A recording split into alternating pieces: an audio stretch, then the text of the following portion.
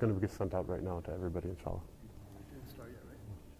It started. It says waiting. That's fine. Just send the link around. Don't worry about it. It takes a minute to come up.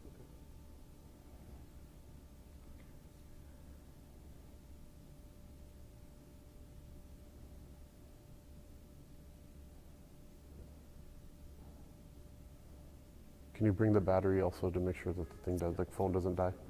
It's plugged into that? Mm-hmm. Can you bring another cord so we can plug the phone in? Yeah, I can use this one.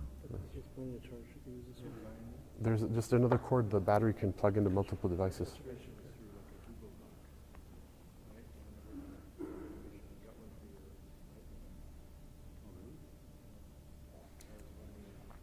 Inshallah, we're going to go ahead and get started shortly. If you could please have your seat, inshallah. The live stream is on already. The link will be sent to you, I promise. No one's going to get cheated. Just go ahead and have a seat.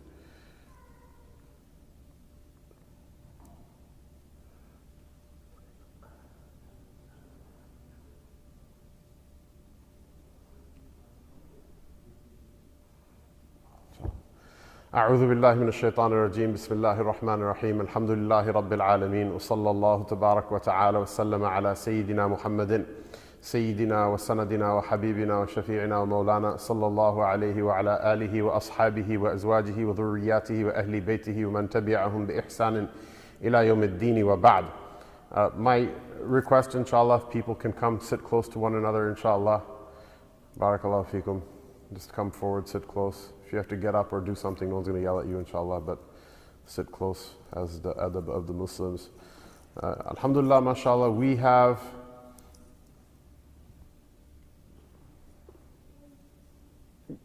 convened this discussion entitled Ballots, Bans, and Bloodbaths. Baffled believers at the ballot box. This is known as alliteration for those of you who have to take a writing class or whatever. But the idea is that the election is going to be next Tuesday. This is the last weekend before the election. The bans is a reference to one of the more kind of odious and scary points of Donald Trump's campaign, which is that we're going to have a Muslim ban, that we're going to somehow ban Muslims from coming to America. So people say, oh my God, this is like this very scary thing that's coming up. And really, it's not right that anybody would be so brazen in their disrespect for our community that they would say we're going to have a Muslim ban. Like if in this country, if you were to say we're going to have a Jewish ban, all hell would break loose amongst people. And it's really not a good thing. It's not amenable to civil discourse to talk to significant segments of your own society like that. And then bloodbath being a reference to what's happening in Gaza, the genocide that's happening in Gaza, which is, I guess, like genocides that happened in the past, except for it's being broadcast, it's being live cast in front of the entire world. In the old days, people needed to hire investigators to figure out what crimes had happened, whereas nowadays, the criminals themselves not only are proud of their crimes, but they actually provide the documentation and the evidence for people. And so it's a really difficult time, and it's a confusing time. And the issue is that if you were to summarize what Muslim politics have been in the last century or so, wherever you are, whether you are in the far east of the Ummah, in Nusantara, Malaysia, Indonesia, etc., whether you are in the Indian subcontinent, whether you are in Central Asia, whether you are in the Arab lands in the Maghrib, wherever you are, so, the east coast of Africa, the west coast of Africa, wherever you are in the Ummah, because of people's lack of sophistication in the way they dealt with politics, what ends up happening is we end up becoming a pawn in somebody else's politics. If you don't have a plan, you're just a prop in somebody else's plan, because somebody else has made a plan for your future. If you make a plan for your future or not, that's up to you, but there is a plan there for you. It's your choice whether you choose what the plan is or someone else chooses what the plan is. And other people's plan for your future is usually not in your own best interest or something that's going to make you happy in this world or in the hereafter. And so, for example, mashallah, because this is, Akron was gracious enough to, the masjid in Akron was gracious enough to allow us to use their facility for this event.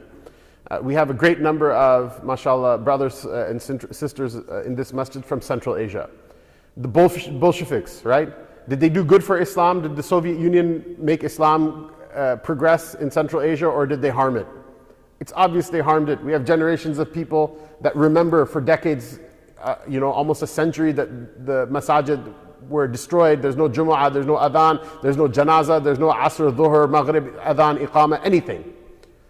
But when they first came, the Bolsheviks were very, very good at convincing the Muslims in Central Asia that this is something that you want to join, this is something that you want to support, this is something that you want to get behind. Because look, Islam also teaches about taking care of poor people, and it teaches about justice and this and that. And so they pushed all this propaganda on the Muslims in particular, in Central Asia and in other parts of the kind of Russian imperial sphere of influence, in order to get the Muslims to what? Do their work, lift their burden for them, in order to topple the Tsarist imperial regime and order and system. And this is not something, and what happens once they get then power in their hands, what happens? They completely turned on the Muslims. This is not only something that happened in Central Asia. Similar things happen in every single different part of the Muslim world. Muslims have been manipulated by socialists, they have been manipulated by communists, they've been manipulated by capitalists, they've been manipulated by nationalists, they've been manipulated by everyone under the sun. Why? Because they know that Muslims have certain convictions, they hold those convictions very firm, and they're ready to make sacrifice in order to make those convictions a reality. However, because of the systematic destruction of the bond between different classes of people that form a cohesive Muslim political strategy. And who are those different classes of people? In general, there are three or four classes, you can say. One class is the Ulamā, that tell people what Islam teaches and what it forbids, what Islam commands to and what Islam prohibits. The second class of people is who? Is the political leadership, that are the ones who execute. When instructions are given, they know how to get things done.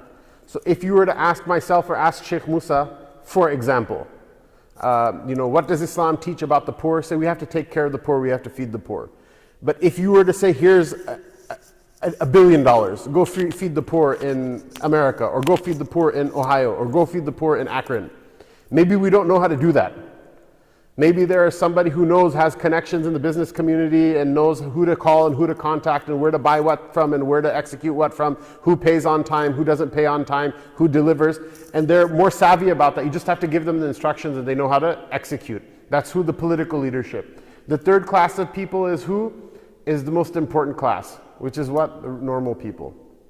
Because politics is what? One aspect of politics is that everything we tell is a story. We tell stories to one another, and when we tell those stories enough, those stories turn into real life.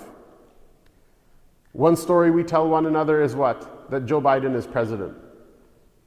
We tell each other, is Joe Biden president? You say yes, you say yes, you say yes, I say yes, we all say it.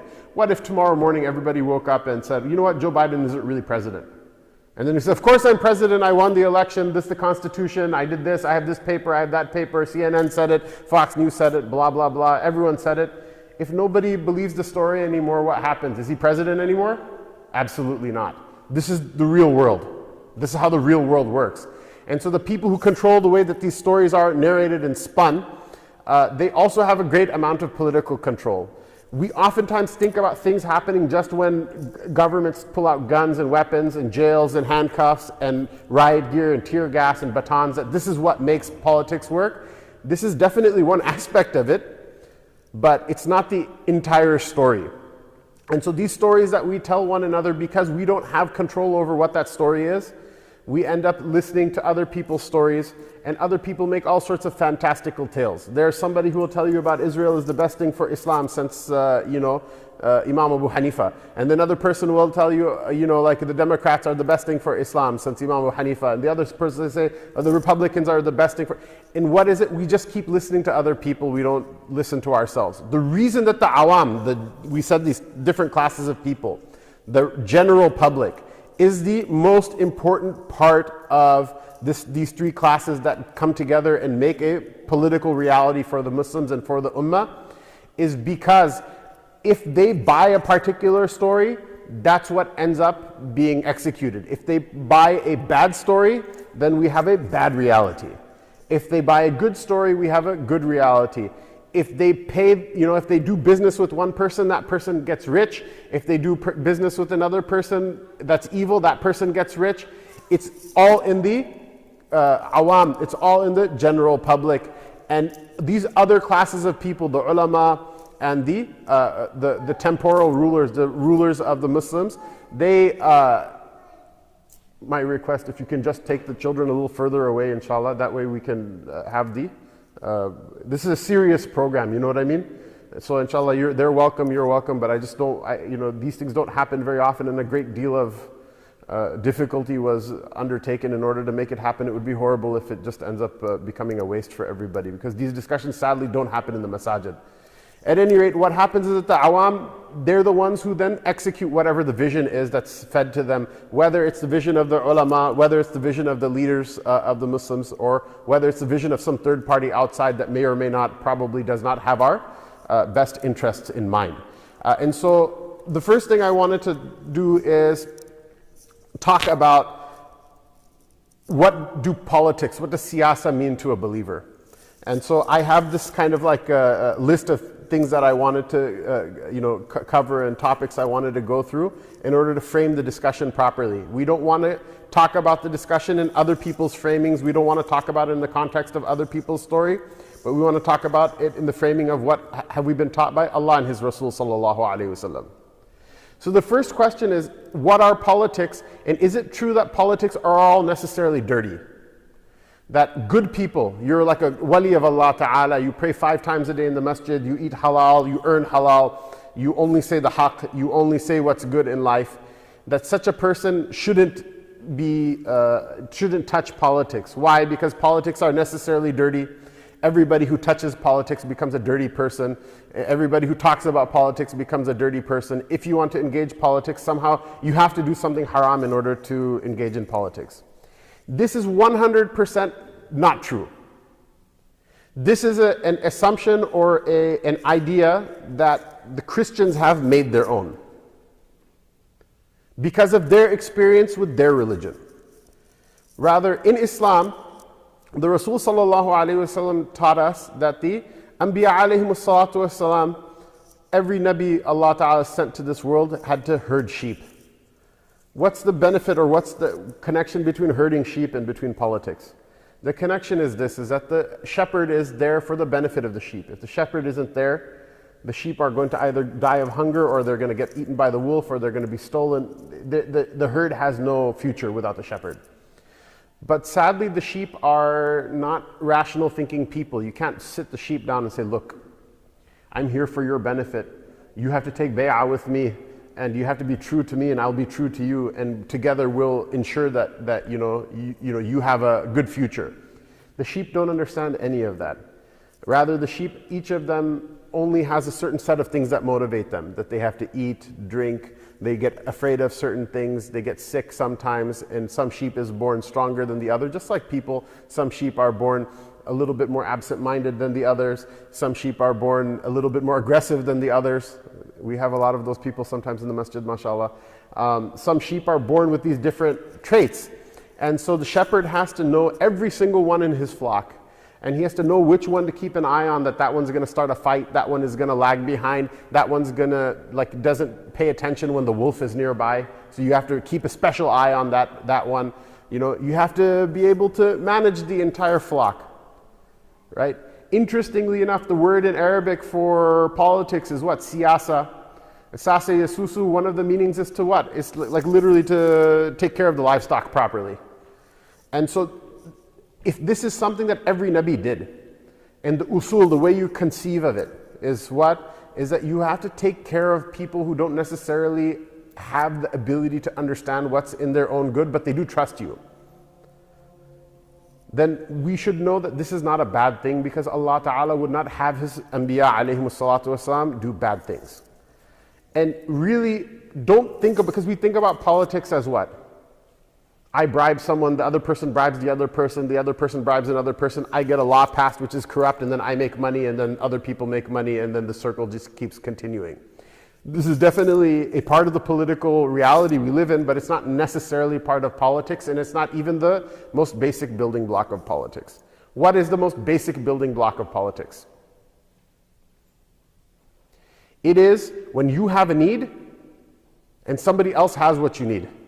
And they have a need and you have what they need.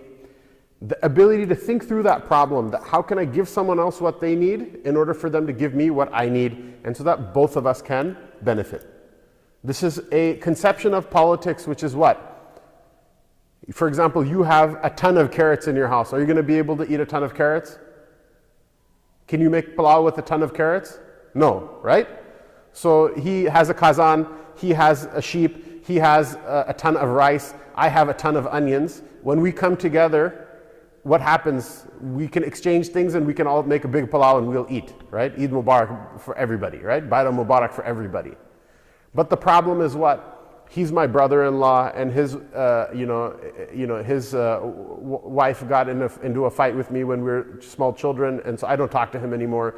And he lives on the other side of town, and he's too lazy to come and meet me. And so you're a politician. What do you have to do?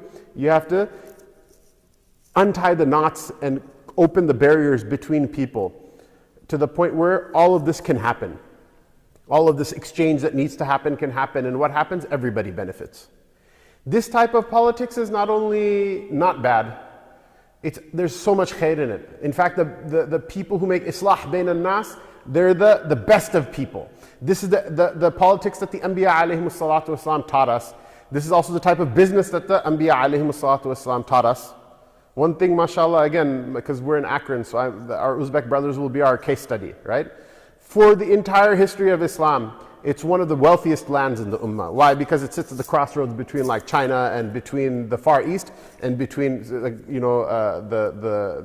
central heartlands of Islam.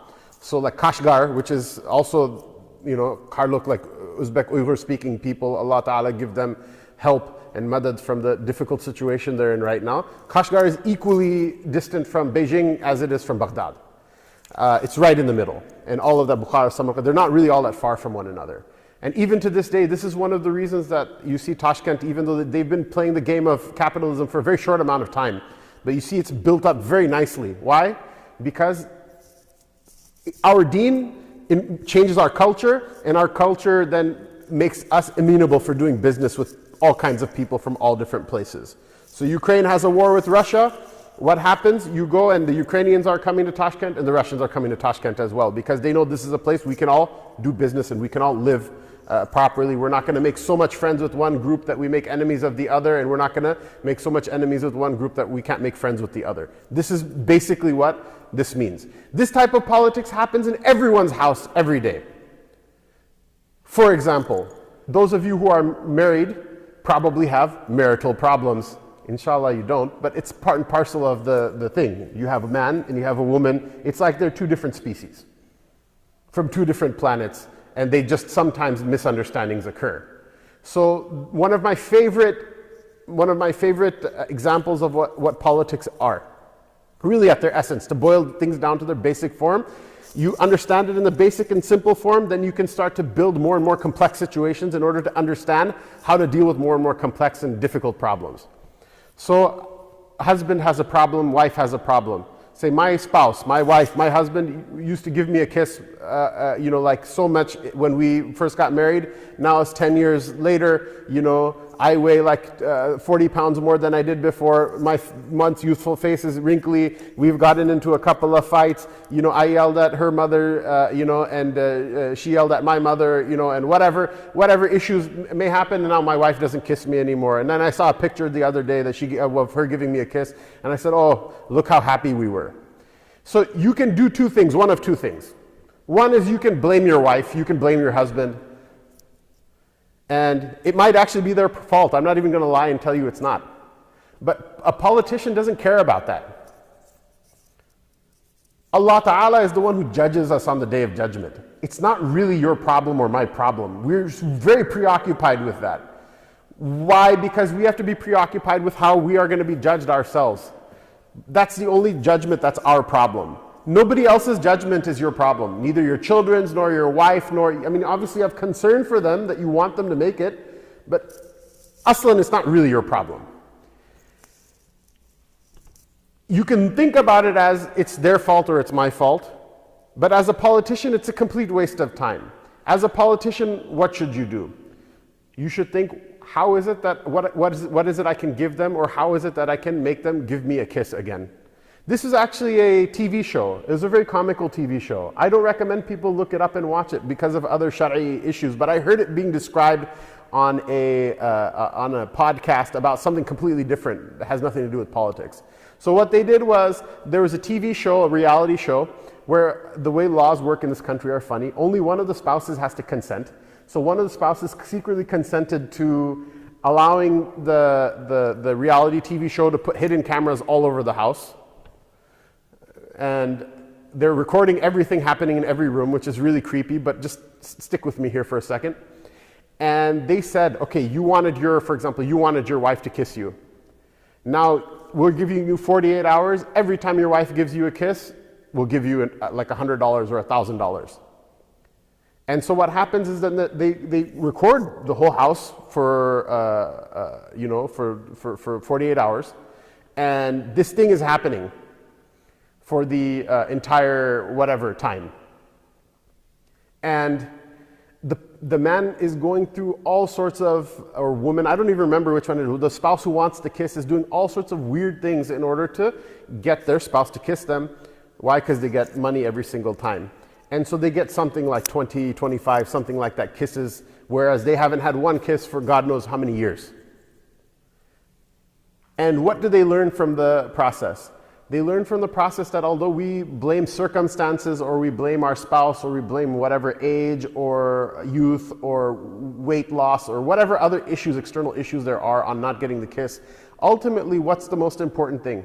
The most important thing is what? You want something from someone, you give something to somebody that they want, and they will give you what you want. If you can understand this, then you're now on your way to understanding politics. If you think, however, on the flip side, somebody else has money and money magically makes things happen. Money is literally just paper in people's pockets. If you think somehow if we vote for someone you vote for them, it's going to make things happen. All of these are stories we tell one another. These are not what the actual politics are. They're a necessary part of the way politics work right now, but they're not actually what make things happen. Next Tuesday, if everybody writes my name in the ballot, Ḥamzah for president, and I dream about it, that I'll be sworn in the inauguration, and I'll say, أما بعد فإن أصدق الحديث كتاب الله وخير هدي هدي محمد صلى الله عليه وسلم وشر الأمور محدثاتها, and this is some sort of fantasy I'm living out. Do you think it's going to make any difference in America? Absolutely not. In reality, I'll probably get shot in the first week, if not in the first day, if not in that very speech. Because that's how real politics works. On the flip side, it is possible that you could get the most nasty of people elected. If you know how to politically give them what they want, they'll make the 2 Eids into a national holiday. They'll make everything that you want happen. Now, obviously, Islam has its own political theory. It's a lot more complicated than what I just said. And there's ways that we have to build up to that political theory. But the first thing I wanted to get out of the way is just this, is that this idea that somehow if you're a pious person, you should not get involved in politics, this is 100% wrong. This is a bid'ah. This is a reprehensible innovation in deen. This is something, if you read any book of Aqidah, whether you are Hanafi, Shafi'i, Maliki, Hanbali, Salafi, Malafi, whoever you are, Shia, Sunni even to that point, even though I don't endorse the Shiite beliefs, but even they agree on this issue, that somehow or another, if you think that being politically inactive or politically uninvolved is somehow a mark of piety, this is completely wrong and bad. It could be even a subtle type of kufr. I may not be able to say you're a kafir because I don't have the evidence to judge you, because I don't know what's inside of your heart. But the person who reads the same Quran as me, the same hadith as me, Allah Ta'ala says, what? It says, وَلْتَكُمْ مِنْكُمْ أُمَّةٌ يَدْعُونَ إِلَى الْخَيْرِ وَيَأْمُرُونَ بِالْمَعْرُوفِ وَيَنْهَوْنَ عَنِ الْمُنْكَرِ وَأُولَٰئِكَ هُمُ الْمُفْلِحُونَ. That let them rise from amongst you a band of people who call others to what's good and command what is right and forbid what is wrong, and those are the ones who attain success. The person who says that this process, which is essentially a political process, that this process is not part of the deen, that person has disbelieved in part of Islam, even if they don't understand yet that they've disbelieved in part of Islam. Because some things are kufr or they're tantamount to kufr, but we won't say the person is a kafir because they didn't intend that out of it. But it's a real problem one way or the other. It's not excusable one way or the other. That the Nabi sallallahu alayhi wasallam, who himself gave so much importance to the way people deal with one another, to the point where it is a farḍ kifaya on the people of the ummah to politically organize themselves under one ruler. That this is something that, we're very far from it, so this is one reason I don't talk about it a lot. But anybody who denies it, that person has denied an essential part of the deen. That this is a problem, it's not right. And we have appropriated this wrong understanding from who? From the Nasara, from the Christians, that we live in. Not only do we live in their country over here, that culturally they're ascendant, even though they may not be literally a majority of people in terms of believers, but culturally a majority of the people here at least have some cultural connection with Christianity. The civilizational experience that Christians had with their religion was what? At one time they had their church leaders were their political leaders, in the sense that there was one pope, and the pope was a politically very potent figure in the Christian world. And okay, the Eastern Orthodox churches didn't accept the Pope's authority, but they had their own patriarchs as well who claimed the same authority in temporal and in political matters. And in the case of the Pope, he had the largest following, and he claimed that literally he's infallible. And later on, they had to redact it because popes would do weird things like, commit zina with their own daughters, or like just weird, outlandish types of like fawahish and munkarat they would do. To this day, perhaps doctrinally not, but in terms of practical realities, the gayest institution in the world is the Catholic Church. And this is something that even Catholic priests will tell you, it really is. There are two factions within the Catholic Church when it comes to homosexuality. There's the one that doesn't denounce it, that accepts, the gay public, and then there's the one that practices it. That the ones that denounce it the loudest are actually in their own personal practice. They are the most gay part of the institution. So much so it caused the last pope to resign from his position. This is why Cardinal Ratzinger, who became Pope Benedict, right? This is one of the reasons that he actually resigned from the papacy, was because he was overwhelmed that he couldn't stop this culture that they had in their church.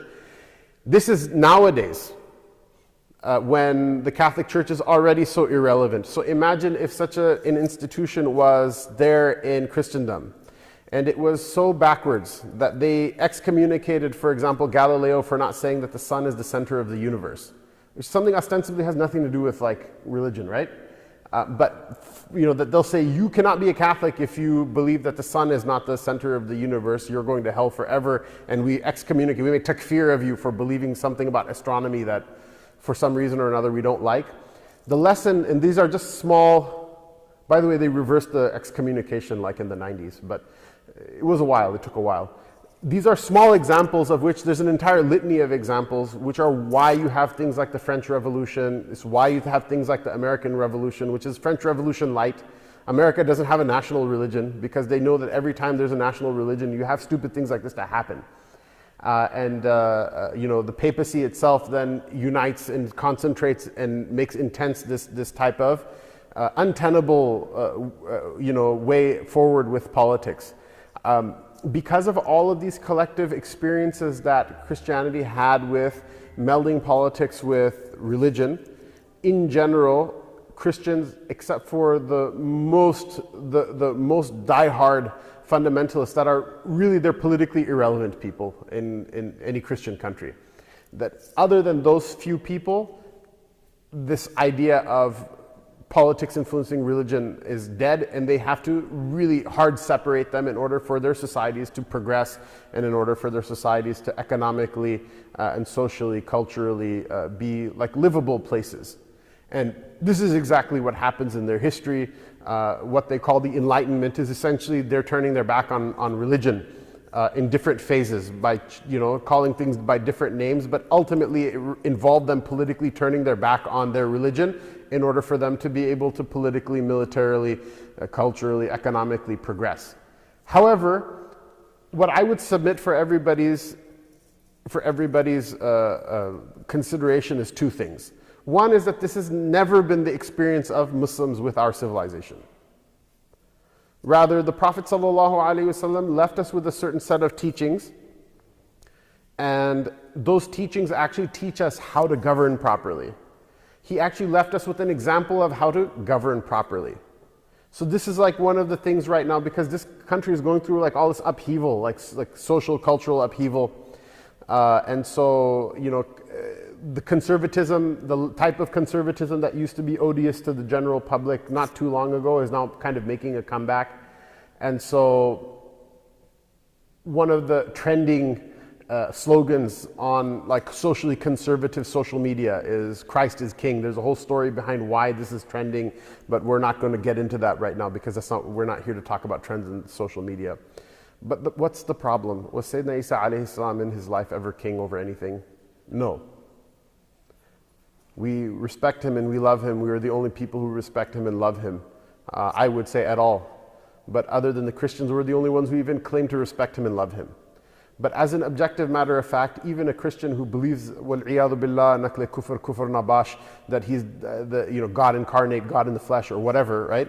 They have to acknowledge the fact that he didn't leave us an example of how to rule over people.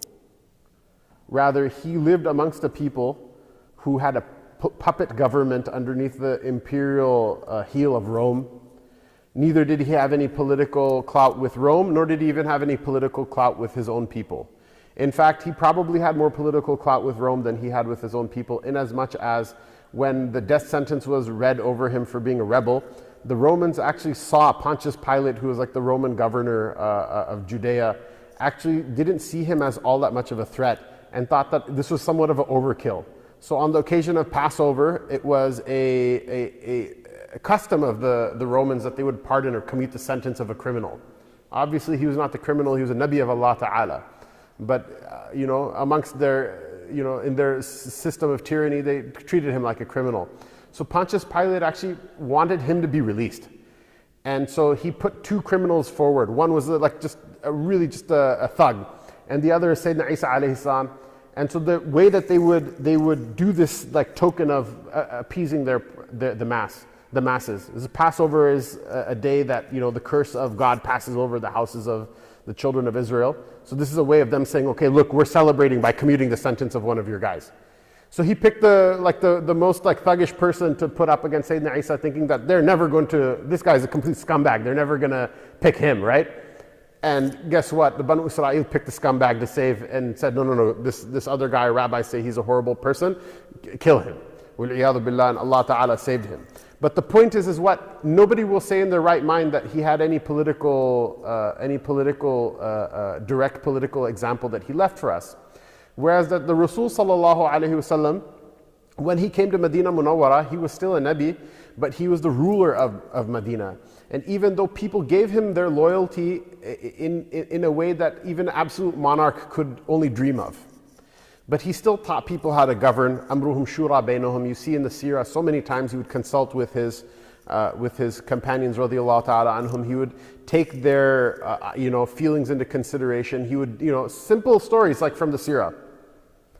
Rasulullah sallallahu alaihi wasallam went on Umrah, or tried to go on Umrah on the year of Hudaybiyah, and he was blocked from entering Makkah Mukarramah by the Mushrikeen. And so they had made an agreement that they were going to go back to Medina and not make Umrah this year, but the problem is they're all in Ḥarām and they have their sacrificial animals with them. So when it was agreed that they were not going to make Umrah that year, the Prophet ﷺ told all of the companions radiyallahu ta'ala anhum that who are ready. They're like, we're going to do Umrah or we're going to die if they fight us. Like, we're going to die in the sake of Allah Ta'ala. But they were going to do it. They had one mind that this is going to happen because the Prophet ﷺ called us.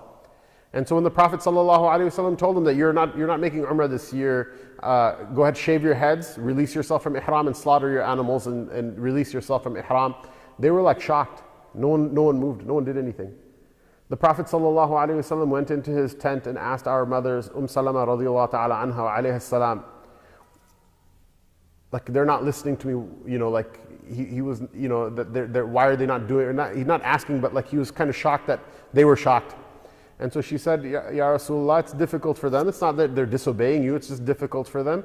My advice to you is what? Is that you go in front of them, go outside, shave your head, slaughter your animals. Once they see you doing this thing, then they also will follow you.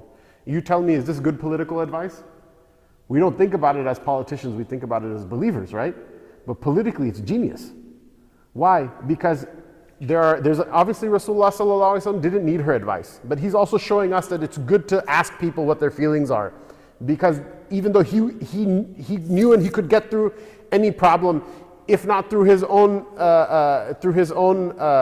means, but Allah Ta'ala would make the world like that for him to get through his problems. There's no other way except for he's going to get through his problems. However, he left the Sunnah for us afterward, that we don't have that same level of madad from Allah Ta'ala because we're not the messengers of Allah alayhimus salatu wassalam.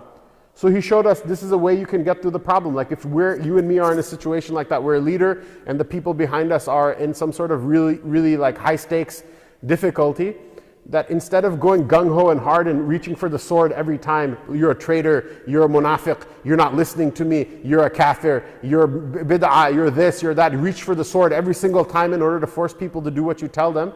There's other ways of getting people to comply with things that are often better.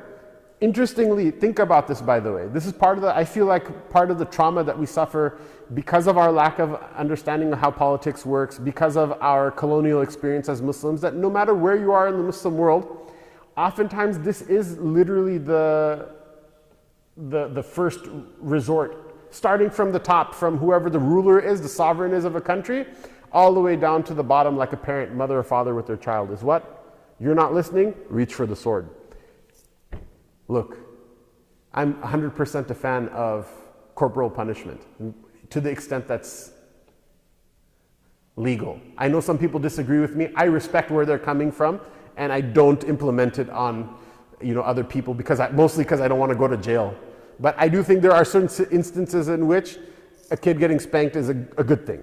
Not every instance, but the idea that you only resort to this one thing, obviously you're going to have people who are idiots. They don't know how politics works when they grow up because this is their only instinct. And how many people are you going to fight in the world? How many people are you going to spank in the world, etc. Anyhow, coming back to the point, this idea that politics is a dirty thing, this is the experience of the Christians. This is not what our deen teaches us, nor is it the experience of our civilization for the person who reads history. Rather, some of the most astute politicians in the history of the world and the most astute political theorists in the history of the world were Muslims. If you want to read in depth, because this is a very high level surface, in 4 hours, how many things are you going to cover? Especially because we're going to dedicate half of the program to what? Talking about this particular election. So how much theory are you going to cover in 4 hours? If you want to learn like your most concentrated bang for the buck in terms of political theory, read the Muqaddimah of Ibn Khaldun. It's such a densely packed, highly valuable, set of insights into what? Into what motivates people, how to deal with people, how people are organized. Part of it is so insightful, it's actually politically incorrect. You can't actually mention it in front of other people, but it's completely right on the money. The Ottoman Empire, much of it was built on Khaldunian principles, which is one of the reasons that it lasted for so long. Imagine in America, what is the debate? What is the discussion? Kick the immigrants out. Why? Because they make a society non-homogeneous, to the point where this country, like just black and white, can't get along with one another. And I'm not saying it's both sides. There's probably some lopsidedness to this issue. But at any rate, at the end of whatever happens, whoever you want to blame, you want to blame. At the end of it, black people are not happy, white people are not happy in this country. This is in general, and this is a big driving force behind politics in America. Can you imagine 500 years for an empire, whether you like it or not? You have to admit, 500 years for an empire that is Africa, that is Arabistan, Asia and the Arab countries, and the Caucasus, and that's Europe as well. That started off with the Muslims as a minority. The Muslims are a minority. I mean, pull back from the Ottoman Empire, the Khulafa Rashidun. The Khulafa Rashidun, the empire that they created, was the largest Christian country in the world at its time. It was the largest what? Christian country in the world by population. The Roman Empire, East or West, North Africa, there's no other place in the Christian world that had as many Christians that were living in peace and prosperity, or really in any other form in the world. And what was it? It was the siyasa of the companions, radiallahu anhum. Ibn Khaldun, he basically recapitulated all of these teachings in a way that had a heavy influence on the Ottoman Empire. And you see, for 500 years for an empire which is not nationalistic, Uzbekistan for the Uzbek, Tajikistan for the Tajiks, Iraq for the Iraqis, Pakistan for the Pakistanis, whatever a Pakistani is. Is Pakistan even a thing, or is it an artificial construct that we built in the last, like less than a century, be it good or bad? It wasn't built on a nationalistic mode. Rather, everybody could still be who they were.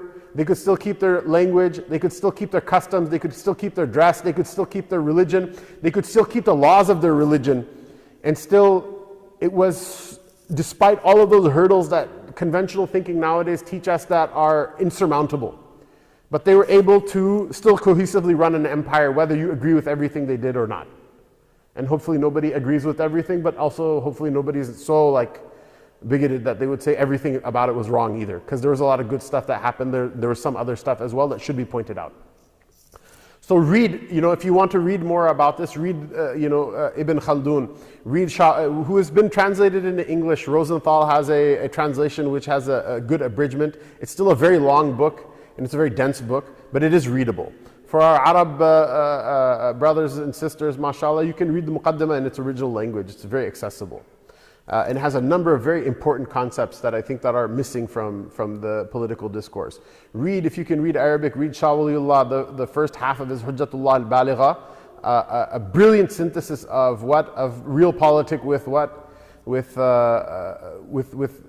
the knowledge of wahi, with the kitab and the sunnah of the Prophet sallallahu alaihi wasallam, with spirituality, in a way that is a melding of the finest of our spiritual tradition with what I would refer to as Khaldunian mechanics, material causes for why people behave the way that they behave.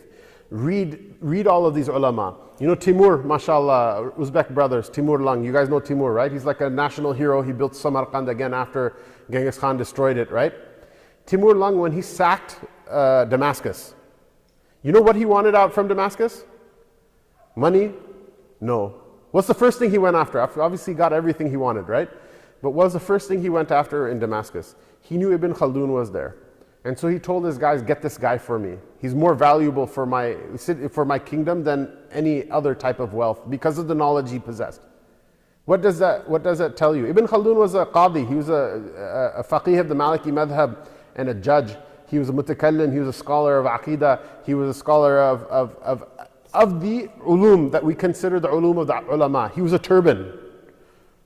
He was a jubba. He was a product of the madrasa system. His genius was what Timur wanted first before anything else. And Timur literally sat with him in this newly occupied Damascus for 3 days, continuously just asking him questions about all sorts of things, because he said that this man has all the knowledge I need so that I can expand my empire and conquer all of Africa. Why? Because they understood that what understanding is more important than taking the sword out and beating people. When you have understanding, you'll know when the sword is supposed to be used. Otherwise, you bang the sword, how many times are you going to hit your sword against something before it breaks? You only have a limited amount of money you can spend. You only have a limited amount of violence you can propagate. Not that as individuals, violence is bad, but as a state, the one defining characteristic of what makes a state sovereign is what? A monopoly on violence. doesn't sound nice, but this is why when a police officer when a police officer pulls you over, he can beat you up and he won't go to jail, whereas if you beat him up, even if you're right, you're still going to go to jail.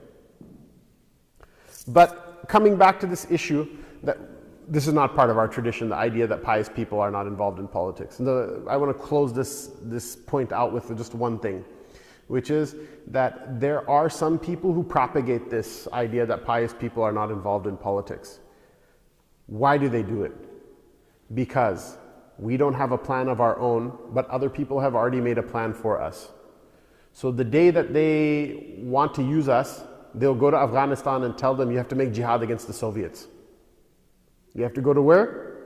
Afghanistan, and make jihad against the Soviets. And they'll read every ayah of the Quran about jihad, and they'll read every hadith in the Sunnah of the Prophet ﷺ about jihad, and they'll pay a man to get up on every platform and tell the stories of the shuhada, real stories that will inspire and move people inside.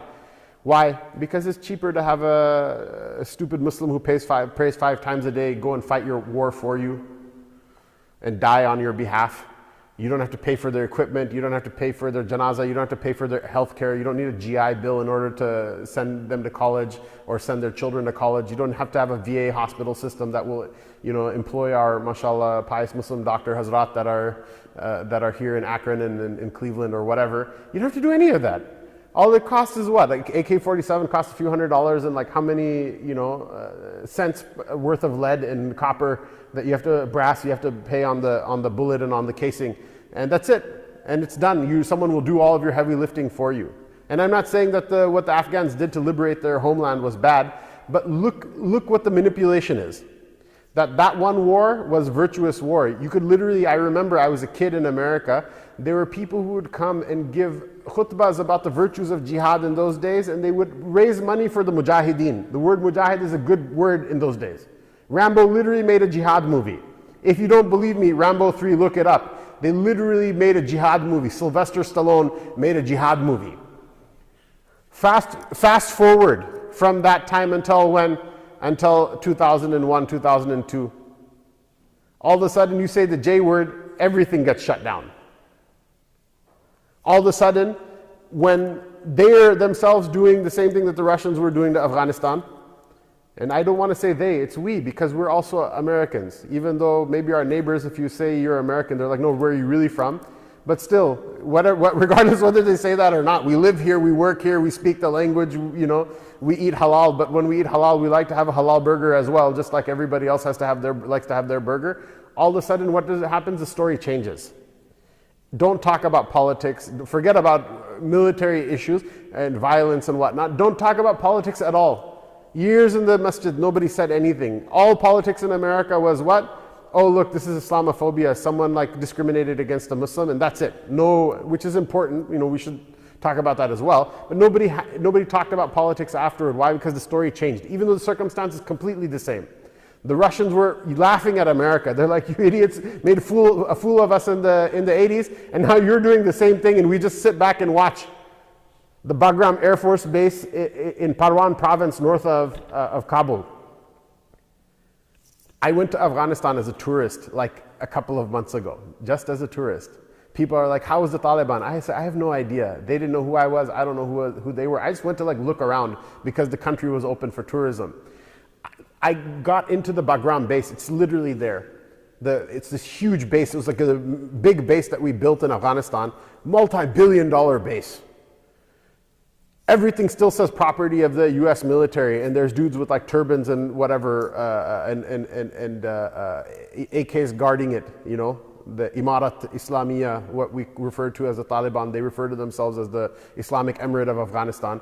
It's all literally things, there's a locker that has all sorts of things in it it says property of the U.S. military, and these guys are U.S. Army, these guys are taking these things and it's theirs now. They're riding around in the jeeps, they're riding whatever. We retreated from Afghanistan so hastily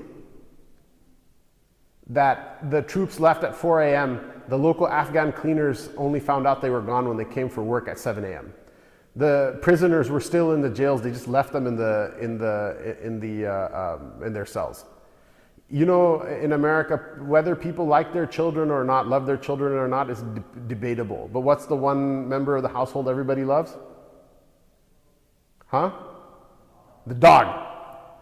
What is the best dog in all of America, in my opinion, and I think you'll agree? It's the dogs that help out with stuff. So it's the seeing eye dogs, you know, the service dogs, and it's the sniffer dogs at the airport. The sniffer dog at the airport has complete adab. If I had a fraction of the adab of that dog, I would be a great wali of Allah, right? The dog is like, it's admirable, right? And those dogs are literally officers. If you shoot that dog, they'll go after you in court for killing an officer. That's how aziz and how beloved those dogs are. They even left the dogs behind. So you see Taliban guys, you know, Imarat guys with their turbans and whatever, and the dogs, they are using the dogs, love them. They actually made friends with the new government, right? But the point is what? It's literally the same thing happened both times.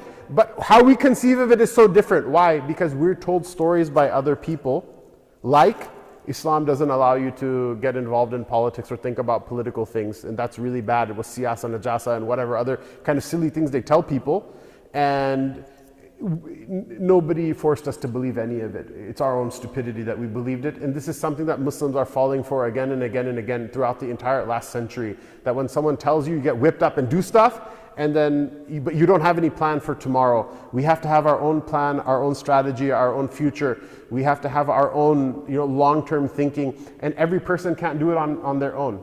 You're a lawyer, you're an imam. I don't even know what do I do in my life, but I'm doing that. You have your business, you have your work, you're a coach, you're a doctor, you're whatever.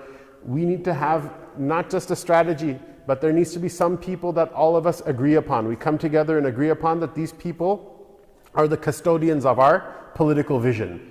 We trust them, they love us, they tell us what to do. We don't unquestioningly and blindly listen to what they say, because that's just a cult. But in general, we trust them in the same way. When a cop pulls you over, the cop might be a Klansman who's going to tie you up and burn you alive. It's possible.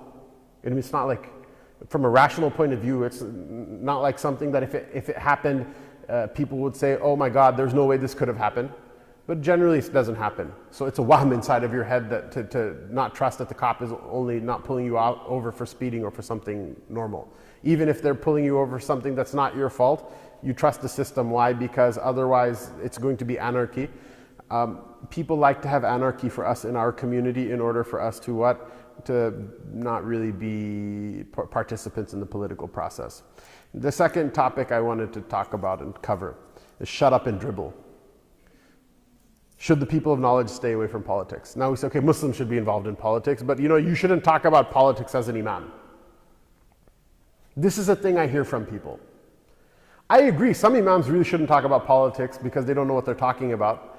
But does it mean that as a class of people, the ulama should somehow maintain some sort of separation between church and state and not talk about politics?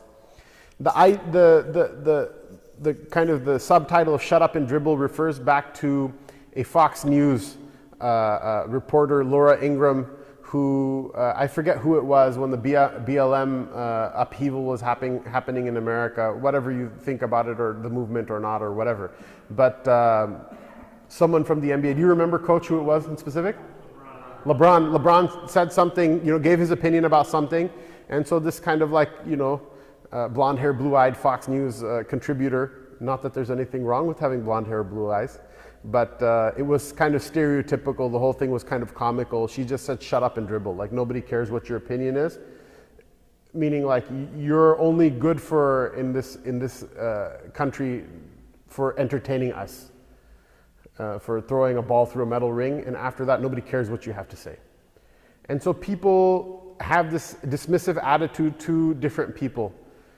And the thing is, obviously, somebody who doesn't like your political opinion will feel that way toward you. I also feel that way toward a lot of other people whose political opinions I don't care for either. But you and me, we're the ones who choose whether we internalize that and make that into what we're going to do, or whether we say, no, that's your opinion, and I don't care what you have to say. Just in the same way I don't listen to you about how to use the bathroom. I choose to wash myself when I leave. Just like I don't listen to you when it comes to eating, that you eat a pig and I don't eat a pig. And whatever your opinion about that is, it's irrelevant to me. Just like that, your opinion on this issue also is irrelevant to me. Now, when we talk about ulama not talking about politics, it's a little bit more complicated than it's good or it's bad. Because indeed, some of the most stinging and some of the most harmful defeats and some of the most stinging harmful problems that the ummah has suffered in its history has been because of bad political engagement, bad political opinions given by ulama. Why is that? You have to understand, at some point or another, the ulama were beloved by the people of the ummah. Although it's not like that anymore. It's like that now with a small minority of people. Most people don't care. I promise you, if I was a porn star, وَالْعِيَاذُ بِاللَّهِ, what a disgusting thing to say in the house of Allah Ta'ala. If I was a porn star and I came to the masjid and I gave a talk about politics, more people will come. I guarantee it, 100% I guarantee it. Why? Because this is how estranged the people of the ummah have become from the people of knowledge. However, this was not always the case. This itself is politics from somebody else playing out and having a lingering after effect on the people of this ummah. This was not always the case, however. The ulama were the most celebrated people in the ummah after the Prophet ﷺ. Including amongst the companions, the people who had ilm had a maqam. There's a very beautiful hadith about Sayyidina Abdullah bin Abbas radiallahu ta'ala anhuma and Sayyidina Mu'adh bin Jabal radiallahu ta'ala anhu. Abdullah bin Abbas, by the way, was not a small person when it comes to ilm. Most of the knowledge of tafsir and a great amount of knowledge of hadith is transmitted through him and his students. So he's also a giant in ilm. They say that the two of them were crossing a road from oblique angles, and they dismounted when they saw one another. And someone heard Sayyidina Mu'adh bin Jabal radiallahu anhu say, this is the respect we show to the family of the Prophet sallallahu alaihi wasallam. Shahizinda Qutham bin Abbas radiallahu anhu, his big brother from Samarkand. MashaAllah, Allah ta'ala mercy on them ajma'in. That Mu'adh bin Jabal got off from his mount, and he said, this is how we show respect for the family of the Prophet sallallahu alaihi wasallam. What does Abdullah bin Abbas say? He got off from his mount and he said, this is how we show respect for our people of knowledge. Imam Abu Hanifa was beaten and tortured by Banu Abbas for not endorsing certain bad things that they did. Why couldn't they kill him? It's not because they didn't want to. They killed a lot of people. But because they knew politically, if you kill this man, everyone will rebel. Banu Abbas, the Abbasi governor of Medina Munawwara, beat Imam Malik and tortured him. And what happened was the next year in Hajj, Abu Ja'far al-Mansur, the Khalifa, came and he had to undo the damage because people are like, how can you do this? This is like the greatest muhaddith of like the whole ummah. And so in order to undo the damage, he not only came and apologized in person from Baghdad to Imam Malik, he said, I will command that the same torture that happened to you happened to the governor he's his relative, it's happened to the governor that did this to you. Why did the governor torture Malik? It was because, it's a long story, but the point is that he did it based on command that he got from the Khalifa. It's not like he did it on his own. It's not like he sets his own policy. But why did Abu Ja'far make such a big show of this? He says, if you want, I'll write your muwatta in letters of gold and hang it from the Kaaba and make it the rule of the entire ummah. Malik very diplomatically said, don't do that. Different people have different opinions about different things. There are differences of opinions. Some people understood the Sunnah in different ways. So let every people practice their way and don't force them to do one thing. But what's the subtext of it? I mean, as a politician, think about it as a politician for a moment, right? Abu Ja'far Mansur killed so many people. He literally hired bloodthirsty commanders for his army to kill everybody from the old regime. And then he called them back into Baghdad, and then he killed them as well so that they can't turn on him, they can't cross on him. He was a very bloodthirsty individual. Anyone know the name of Abu Muslim al-Khurasani? One of his most talented and capable commanders. He literally called him to his court and said, make sure he doesn't have his sword with him when he comes in. And when he came in behind the curtains, he just had his guys there and they whacked him. It was his guy he had him whacked. That's how bloodthirsty these people are. Now tell me, how interested is he in making the Muwatta of Imam Malik into the law of the land? But if you wanted to, you could have written the Quran in words of gold and hung it from the Kaaba and made it the law of the land. The same Quran that says you can't just kill people for no reason. Politically, however, if you understand as a politician, you'll know what's going on here. But we don't think about things from a political angle. Again, my point is not to tell you that you should think of things only as a politician. This is a compartment of the deen. It's not even the most important compartment of the deen. What's the most important part of your deen? Is my hisab okay with Allah Ta'ala when He asks me on the Day of Judgment, will I be beloved by Him and saved and subject to His mercy, or will I be rejected by Him and will I be cast into the hellfire? That's the most important thing. This is a module of deen. This is a module, an important module to help you get there. So we have to understand and think and keep this in mind as well. So coming back to this idea about the ulama not being, saying shut up and dribble, there's some reasons that an imam or an alim should not engage in politics, and there's some reasons that they should. We have, as the Ahlul Sunnah wal Jama'ah, we have an aqidah, we have a creed that we believe that is in common between all of the people of guidance. It has been written by a number of different imams. It's very simple. The most famous, I guess, recitation of this sacred creed is that of Imam al-Tahawi rahimahullah tabarak wa ta'ala, but many other ulama have written them, and basically their editions of the creed are more or less the same. The creed is not something that has to do with fiqh issues. It has to do, like, for example, we believe in one Allah, that He's not like His creation. We believe in Rasulullah sallallahu alayhi wasallam, that Allah Ta'ala sent him to deliver His message, that Allah protected him from committing sin and error and mistake. He is the last prophet until the end of time. We believe in Jannah, we believe in Jahannam. Just the basics that everybody has to agree on. That the representative of Allah in His creation is the Messenger sallallahu alayhi wasallam, and the representative of the Messenger sallallahu alayhi wasallam in the Ummah is the companions and the Ulamā radiyallahu anhum. These are all things that are written in this basic creed. Our politics when it comes to that basic creed are one. Our politics when it comes to that creed, if the Imam doesn't speak about them from the minbar, he's a complete munafiq. That creed includes things like killing innocent people is haram and hated by the Lord. Stealing things from people, taking things without haqq, haram. Zina, haram. Drunkenness and intoxication without need, haram. So many things. These are actually aqidah issues in the sense that they're beliefs that are common throughout all of the Muslims. That whatever is in the Quran is haqq, even though if we disagree, sometimes we disagree on what the tafsir of a particular ayah is, but we say whatever that the tafsir of that ayah is, Allah knows best, but it's the haqq. We all agree on that. Our aqidah informs our politics. This brings us into a little bit of what we want to talk about after Salat al-Asr, which is what? Which is that killing people is haram. This genocide that's happening right now in Gaza,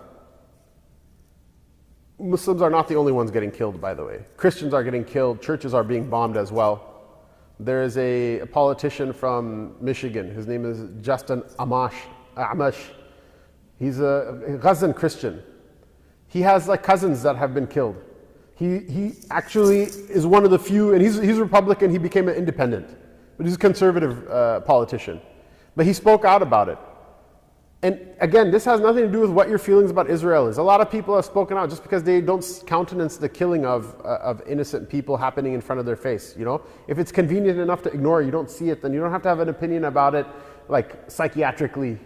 But seeing the picture forces you to have an opinion. This is our aqidah, that this is wrong. It would have been wrong if it was not Muslims. If this was happening to Jews, it would have been wrong. If it was happening to Christians, it would have been wrong. If it was happening to Hindus, it would have been wrong. However, it is actually happening to Muslims. And the interesting thing is, in this country, there's no like, we don't have a national religion. You know what I mean? Everybody comes to the political table representing their own needs, their own wants.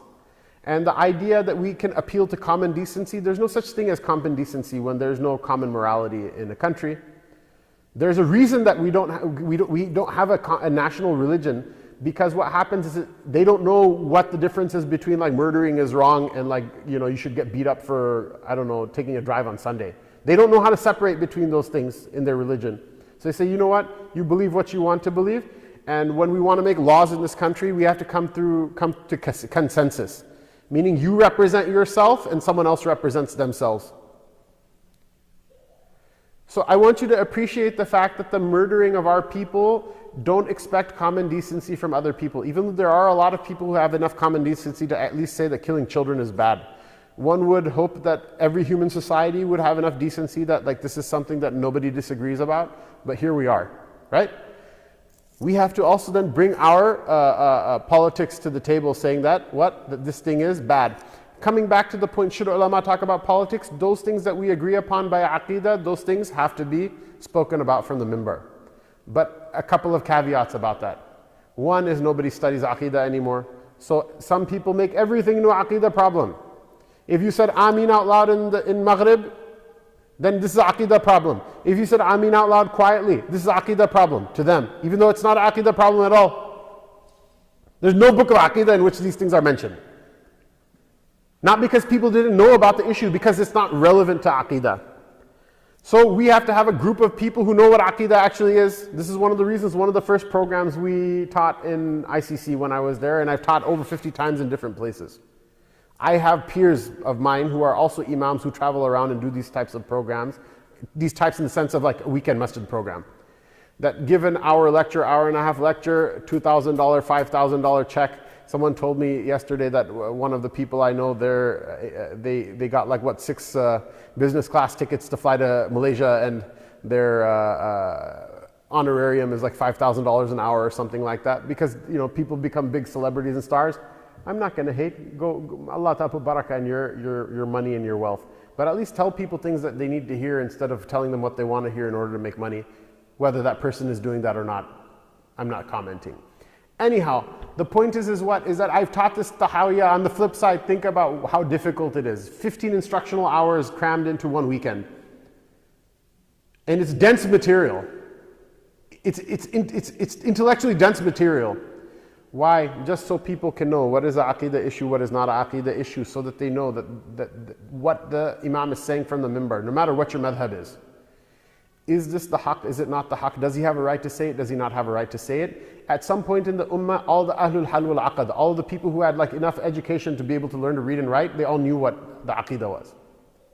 That we agree on. It's a common platform of agreement. Anybody who fails to mention that person is a munafiq and they're a traitor to our ummah. They're a person who puts on a turban and puts on a jubba and speaks Arabic-y, Islamic-y type things like Subhanallah, brother, and Astaghfirullah, and La hawla wa la quwwata, and all the kind of Islamic-y sounding stuff, but they're what? It's a jackal or a hyena in sheep's clothing. And there are 2 types of treachery that ulama can have with regards to this issue, this responsibility. One is saying something that's not an aqidah issue, making it into an aqidah issue in order to whip people up to do what you want them to do politically. And the other is staying quiet about something that is an aqidah issue that we have it. Allah Ta'ala took from this ummah in general, and in particular from the people of knowledge, a covenant that you will not hide any part of this deen from the people.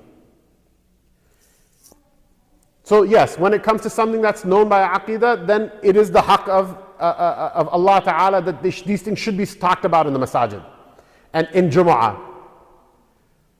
Down from there, there's something called fiqh.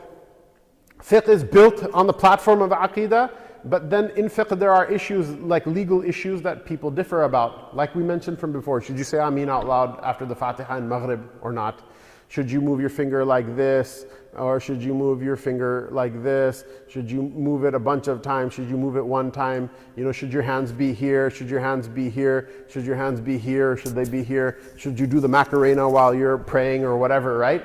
Fiqh has an opinion about all of these things. Some of these opinions are right, some of them are wrong. Some imams preferred, and some of them other imams preferred. But none of these things make you Muslim, not Muslim.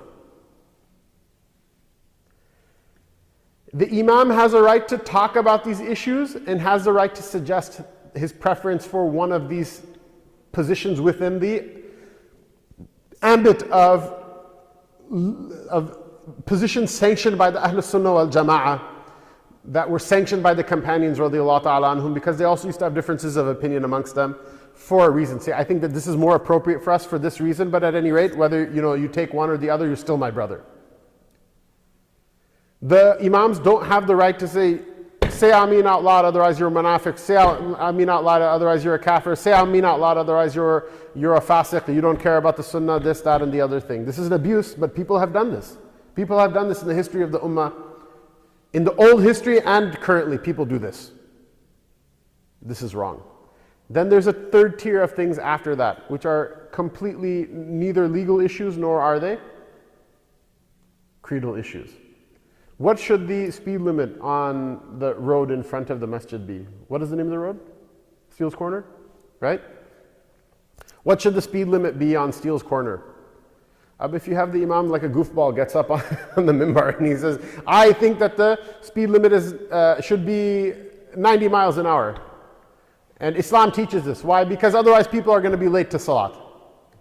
Okay, this is true, that the higher the speed limit, the faster people can get there. And the imam made a certain opinion that has some amount of truth to it. But then what happens the second Jummah? Do you have second Jummah here? No? If imagine some masajid have second Jummah. Second Jummah, the imam gets up and says, I think the speed limit should be 25 miles an hour. Why? Because, I don't know, the Islamic school children play over there, we don't want them to get hit, and our children are amana from Allah Ta'ala, and that's it. Now you have two different opinions, both of them are clothed in religious reasoning. And it's not that the reasoning isn't religious either, right? But what I'm saying is that this is neither a creedal issue in which there's objectively one right answer and one wrong answer.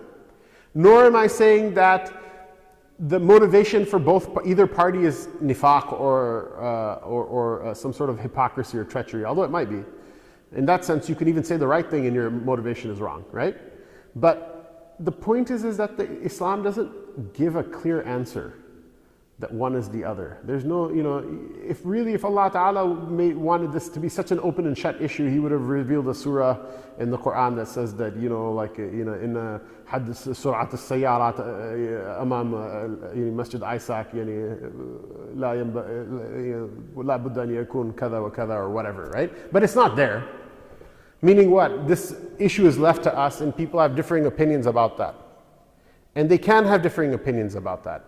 And so the issue is that you can't just be like, okay, let's take a little case study now about speed limit in front of the masjid, okay? So you go visit Jordan, you blow past a masjid at like 100 miles an hour, or whatever, Uzbek, Tashkent, or whatever. I feel like law enforcement in Tashkent is probably a little bit more robust than it is in some of our Arab countries, but you blow past the masjid in Tashkent at 100 miles an hour, and a cop pulls you over. Right? And the cop is, mashallah, muttaqi, you recognize him, he prays, he's a person who fears Allah Ta'ala, he's a good man. You can't tell him, look, akhi, it's not an aqidah issue, you can't pull me over. It's not a fiqh issue, you can't pull me over. Abu Hanifa never said it, Malik never said it, Shafi'i never said it. No. These other issues, they also have a law, a legal reality in the ummah. But what that legal reality has to do with is it has to do with what? Imara. It has to do with Muslims getting together, selecting a leader, and then that leader through, in general, the guidelines of Shūrā. Amruhum Shūrā bainahum, mutual consultation, that the people who are the important people who have a stake in the matter, they speak to whatever the authority is, and then the authority through whatever process that's within this kind of very broad set of procedures, that legal authority will then pick a law, and because the Muslims ratified that leader, then that law becomes the law of the land.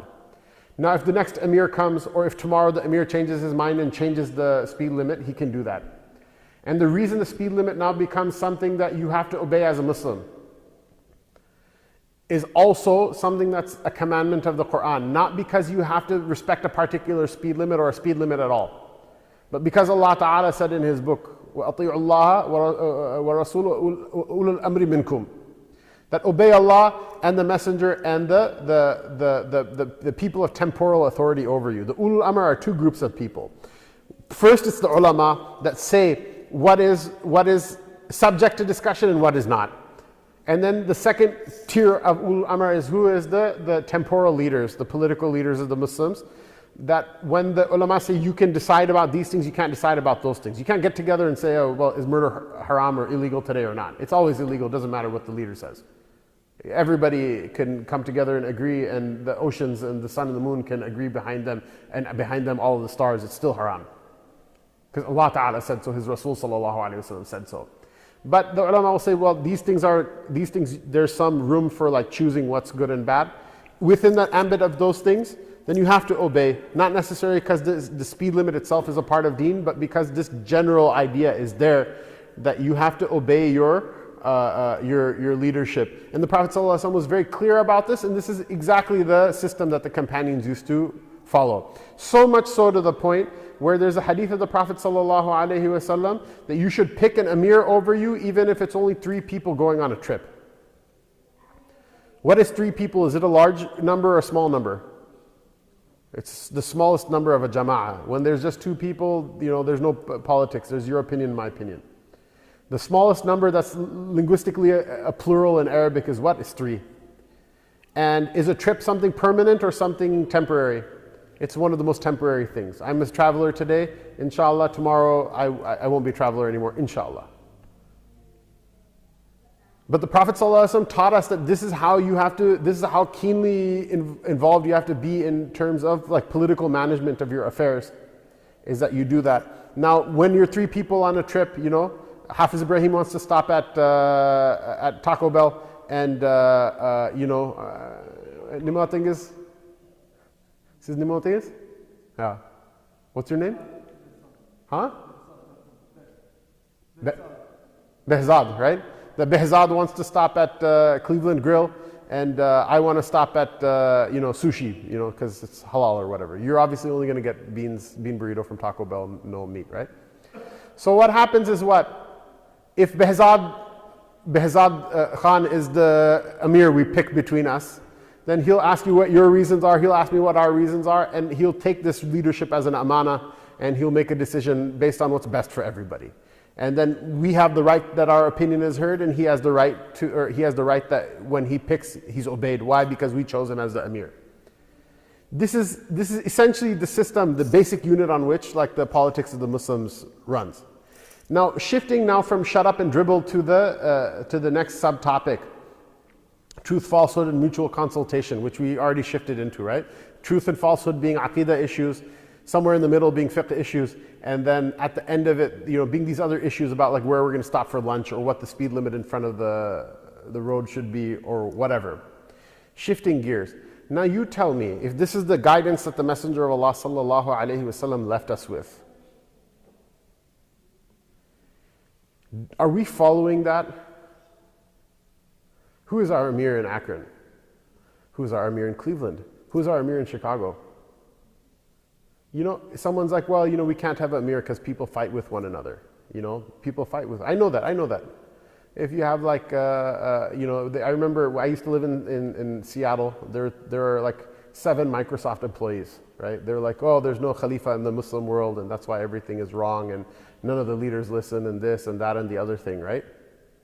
So they're like, you know what? We're going to pick a Khalifa amongst us so that the day of judgment we can give answer to Allah Ta'ala. I applaud the sincere and pious fervor, the ikhlas that they had. As a politician and as a student of fiqh, I think it's complete nonsense, because you cannot be Khalifa as long as you use the money with someone else's face on it. It's just a joke. These things are big things. We need to start with small things, get them right, and then build from there. These big things, this is just like a kind of a pipe dream. Sometimes I dream that there's a Khalifa, and sometimes I dream that there's Coca-Cola coming out of the water fountains, and sometimes I dream other things that we probably don't want to mention in the masjid. It's just one of those things, right?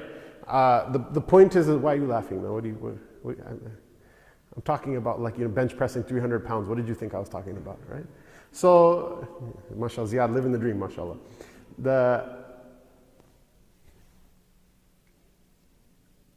Who's the Amir in Akron? Why do I ask that question?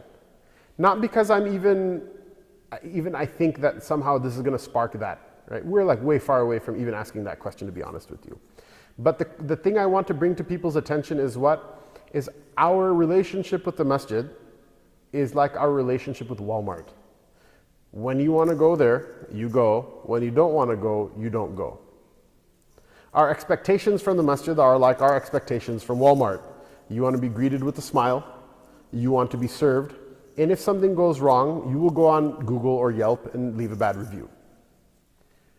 I'm not advocating for people being bad in the masjid. I feel bad already.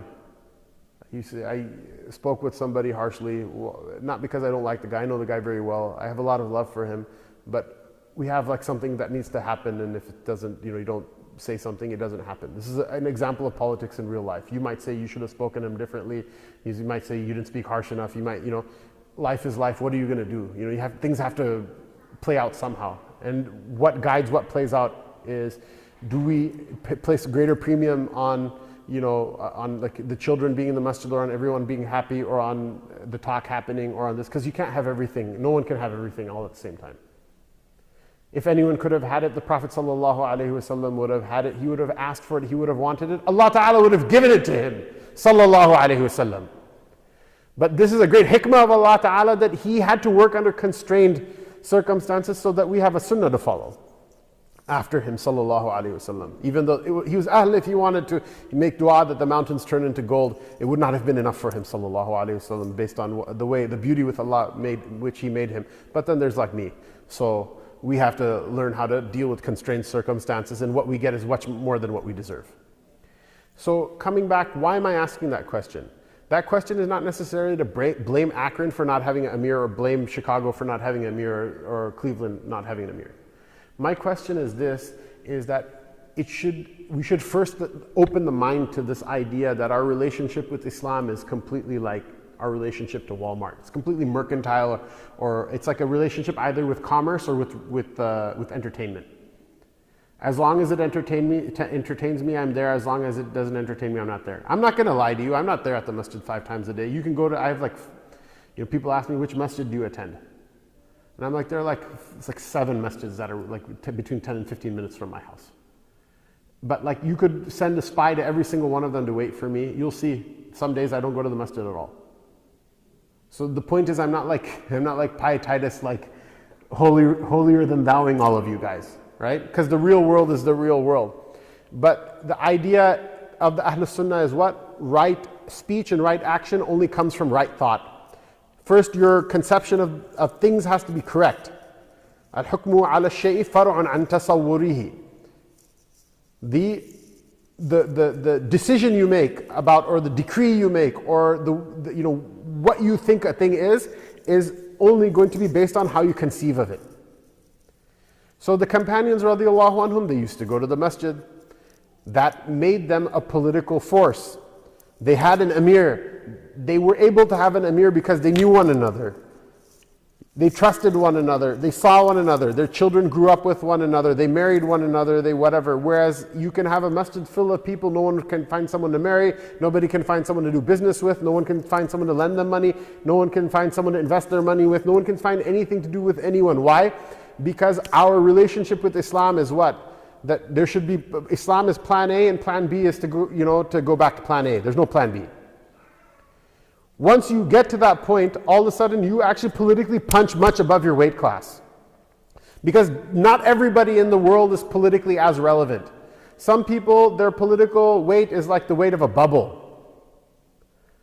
Some people, their political weight is like dropping a rock. You're telling me that I'm going to get the same number of votes if I get an endorsement from Ḥamzah, Maqbūl, versus if I get an endorsement from Arnold Schwarzenegger, or from some random film actor, whichever bad or worse film industry it might be in, that we very aesthetically displeasingly mentioned from before. Everyone has a certain amount of political relevance that they have. All of a sudden, as a group, we did the political equivalent of like, if we all like invested in GameStop on the same day and the price of the stock shot up through the roof, right? It's not like anything happened with the company. It's something that we did, that we made one another's money now worth more. And so this is itself a problem. We don't talk about the masjid like this. Rather, we're colonized people. The colonization may have ended from our lands a long time ago. Some people can make a very solid argument that it never ended.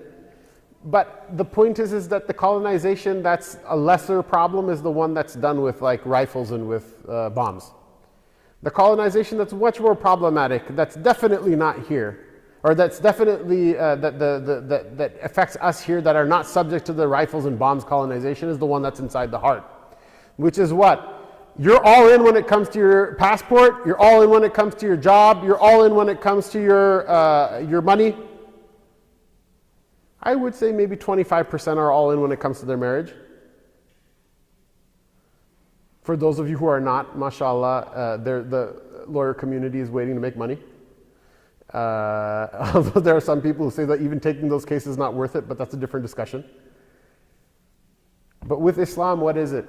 It's completely like Walmarted out. This is one of the reasons as Muslims we're politically not relevant. Okay? Muslims like to complain about Jews a lot.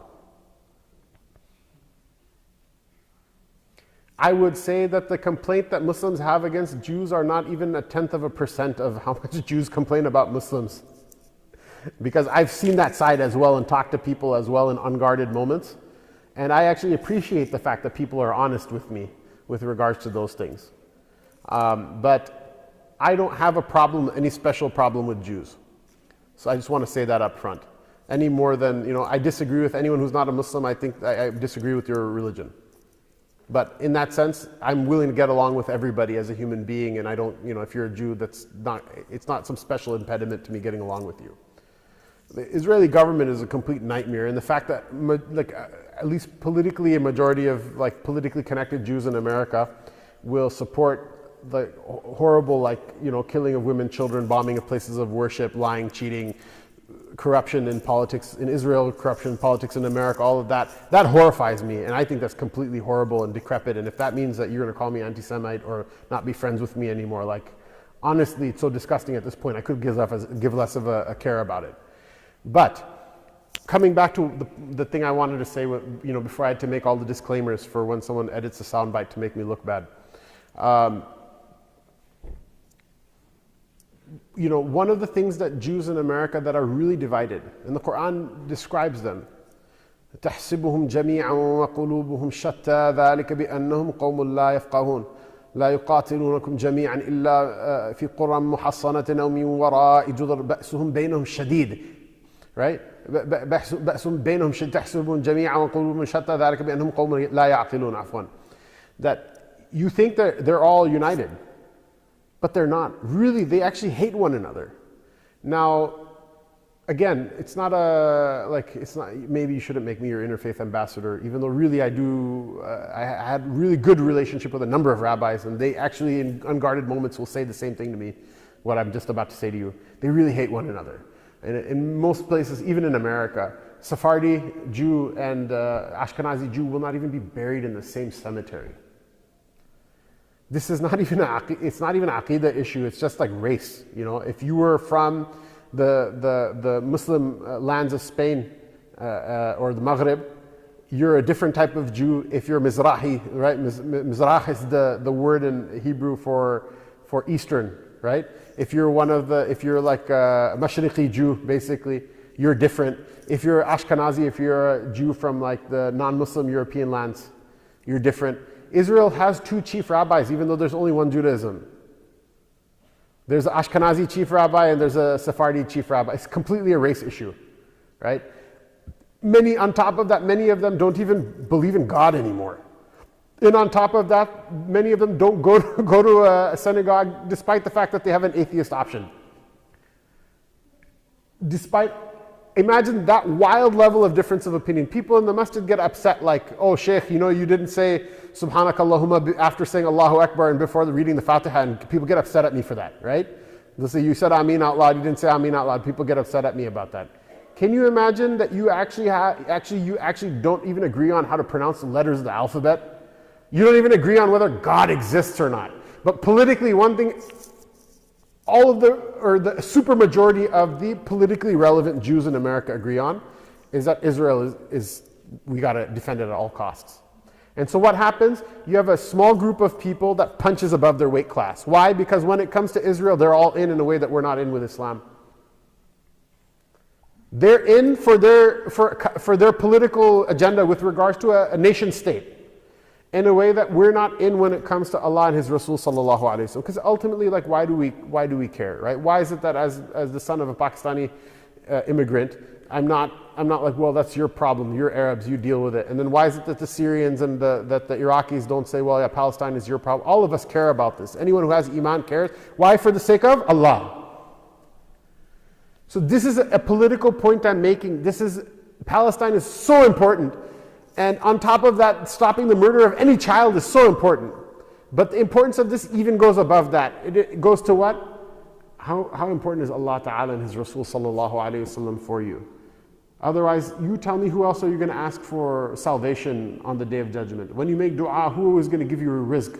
Who gives you the next breath of air you're going to breathe? Who gives you the next meal you're going to eat? Who's the one who gives you a spouse if you're not married, and who saves you from your spouse if you're married the wrong person? Who's the one who gives you anything and everything you want in every moment of your existence? Allah. The issue is, because they're all in, even though they put their iman in the wrong thing, it's not going to save them on the Day of Judgment, is it? What a shame that the people who carry the Torah, right? يَحْكُمُ بِهِ النَّبِيُّونَ, right? That Allah Ta'ala, this Torah that so many prophets gave hukam according to it, what an honored book it is.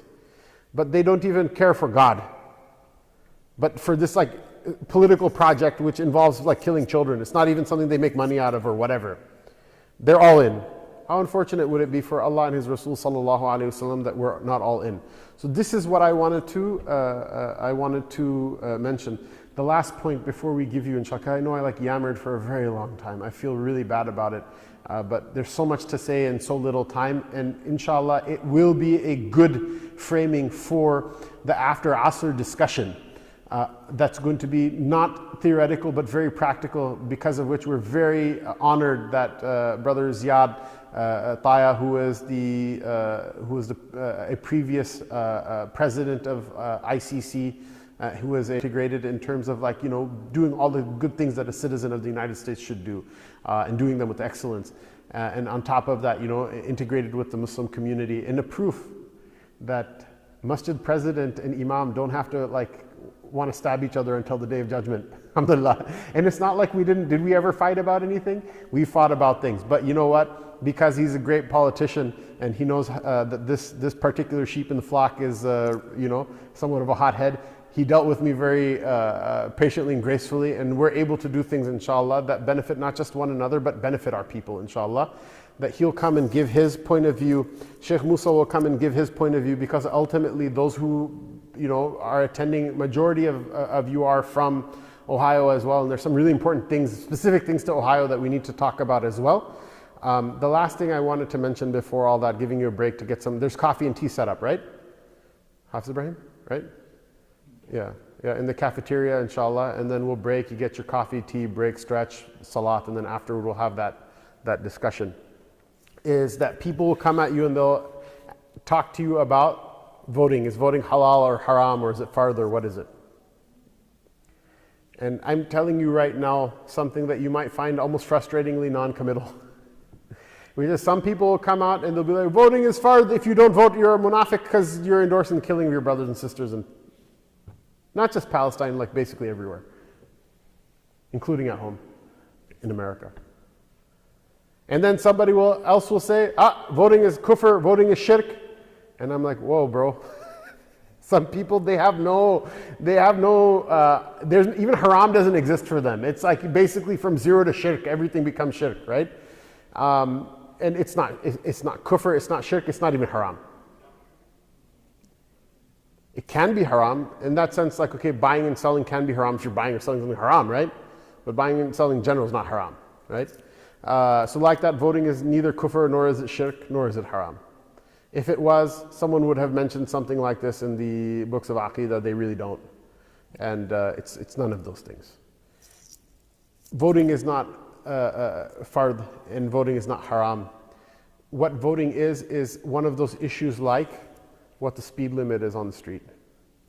It's one of those issues like what should the masjid have a full court basketball, or should they get an Olympic swimming pool, for the youth or whatever, or nothing at all, none of the above, not do the fundraising. Wouldn't that be fun? Tarawih would be a lot shorter, right? It's one of those things, meaning what? The Sharia gives us ideals, it gives us principles, and it gives us laws. And this political process is something that every group of people will be able to implement differently. So even in this country, there are many different ways to change laws. For example, what's the minimum wage in Ohio? $9.15? Does anyone pay that much? Almost nobody does, right? So one way of raising the minimum wage is what? Is to change the law, right? Another way of raising the minimum wage is whatever happened during lockdown, where everybody all of a sudden, 6 months before lockdown, if you were to say raise the minimum wage to $15 an hour, people would say, oh, you're going to destroy the economy. 6 months later, we came to a situation where what? The economy was destroyed because the minimum wage wasn't high enough. And so the marketplace had to catch up. These are all different tools for politics, right? When we come together, when we talk about things, when we discuss things, when we listen to one another, when we listen to people we agree with, as a good politician, it's almost more important to listen to the people you disagree with. Why? Because then you'll know what motivates them. And if you know what motivates them, you can come to a compromise. That when we also, go through all of that process, still people will come up with different ideals, and people are free to do what they think is best. If we had a jama'ah, if we had an amir, still we could say what? We could say that what? Because of the commandment of Allah Ta'ala to stick together and cast our lot in with one another, if the amir gives a hukum, if he gives a decision, then we're all bound by it to act as one body. But a good amir is not going to exercise and wield that authority unnecessarily. Why? Because the more you tell people what to do, the less likely they are to listen to you. The only one you keep asking, and the more you ask, the happier he'll be, is Allah. Everybody else, the more you ask for them, the more you're cutting, like you're sawing at a rope, and you're going to eventually cut so deep into it that the connection with them will break, right? But if you pick a pious man, he'll understand that some things is worth us getting together on, and some things is worth letting people go their separate ways. So voting might be one or the other. We're not even anywhere near getting to that point right now. First, we have to see the vision, the dream, that this is actually how Islam is supposed to be. Not because Ḥamzah is asking you to be Amir, or he's trying to run some sort of scam, or he's trying to be the next whatever. Lord knows I'm not trying to do any of those things. This is just an amana from Allah subhanahu wa ta'ala, that this is the deen of Allah ta'ala, people have hidden it from the people. This is the deen of Allah, people have lied about it. This is the deen of Allah, people have lied about it. And in order to harm the Muslims, so I'm going to tell the truth about it in order to give them some ray of light, in order to understand what the path through all of this confusion is. And so it could be any of those things. What we will do in the subsequent, and please, for the sake of the Lord, my request to the masjid administration is, as a scholar, right? I'm not going to tell you who to vote for. I'll share my ideas in the next thing. You can take it, you can leave it. Okay? I'm not going to say if you don't vote for who I say, you're a kafir, munafiq, whatever, right? Shirk, Ḥarām, this and that, fasiq, whatever. I'm not going to throw that stuff at you. But my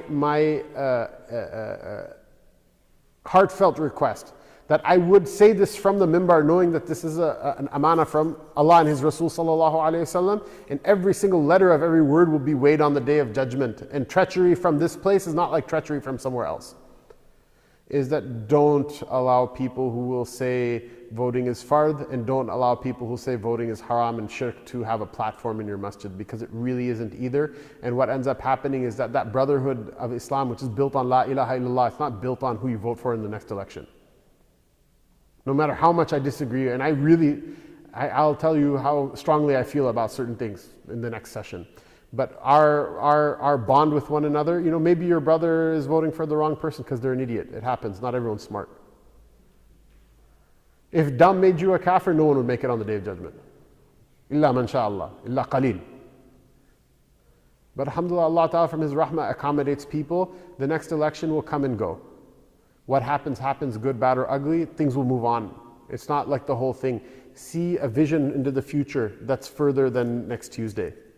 See a vision that has the next year's gubernatorial elections in it. See a vision that has the midterms in it. See a vision that has the presidential election in it. See a vision that has the future of America in general. See a vision that has the future of the Ummah and the world in it. See a vision that lasts longer than even إِذَا الشَّمْسُ كُوِّرَتْ وَإِذَا النُّجُومُ انْكَدَرَتْ. That when the sun is destroyed and when the stars all mash into each other and the cosmos literally breaks apart. That the melody and the rhythm which keeps everything that's there in the physical world tied together, when all of it scatters to the different directions and nothing is there except for Allah Ta'ala who is, and there's nobody else other than Him. And then He calls everybody back a second time for the resurrection and the Day of Judgment. See a political vision that also extends to that side as well. Because at the end of the day, we do this for the sake of Allah. We don't do it for the sake of the love of any country or the hate of any country. We do it for the sake of Allah subhanahu wa ta'ala, because of which every love that we have, we love it, and every hate that we have, we hate it. And every cent that we spend, and every cent that we withhold, we withhold. وصلى الله تبارك وتعالى وسلم على سيدنا محمد وعلى آله وصحبه أجمعين. Inshallah, people can go ahead and get their refreshments. Their tea and coffee and use the bathroom and whatnot. The iqamah will be what, at 4:05? What does it say? 4:07. So I'm giving you a solid 20 minutes, inshallah, because I know I talked for a very long time. Adhan in 11 minutes and prayer 10 minutes. Okay, so maybe I can also give, I apologize, I can give Shaykh Mūsā the opportunity also to say a couple of words as well. But at any rate, you'll have ample time for the break, and then afterward, we will invite Brother Ziad up to the front to say some things that are very politically relevant to what we're talking about and what our situation here is in Ohio. Part of the reason that I'm having it in Ohio, it would have been much easier for me to do this in Chicago. But Ohio is a swing state. In Chicago, you can vote for whoever you want to. The Democrats are going to get elected this, they're going to get the votes from Chicago, from Illinois this year, this election. Whereas Ohio is a swing state. They forecast that it will swing one way or the other. It's not as much on a knife edge as Michigan is, but because, I don't have as much pull in Michigan to be able to put a program like this together easily. So we're having it in Ohio on purpose in order to show that we're in tune with what's happening locally. I don't just have my head in the ground and, someone just puts up a hadith on their Twitter, and for that reason you have to listen to their opinion about all things. And there are some really important elections here as well. So I would like to hear, inshallah, from them. And I would like whoever's listening online to think about these things and gather. If it's too late for this election, at least you can make it on Tuesday to the ballot box, because I feel strongly that there are things that you can do in the ballot box and that you should vote, and that there are things you can do that will, inshallah, push the needle in the right direction, which we'll talk about. But inshallah, there's a future as well, and more importantly than what happens next Tuesday, as important as it is, we also need to start getting together and thinking about having something a little bit more cohesive than the Walmart model of political solidarity. So inshallah, with that, I give the mic to Shaykh Mūsā, inshallah, for a couple of comments before letting people go for their refreshments. Bismillah, alhamdulillah, wa salatu wassalamu ala rasulillah. SubhanAllah, there were a number of things that I had in my heart that I wanted to address. And Shaykh Ḥamzah covered all of it, mashallah. So, this is one of the reasons why I like to work with him so much. Is because he'll say everything that I'd like to say, but better and more. So, alhamdulillah, inshallah, there might be one thing I'll add briefly so we can have our intermission and we can resume after the prayer. Don't underestimate or undervalue what was spoken about just now.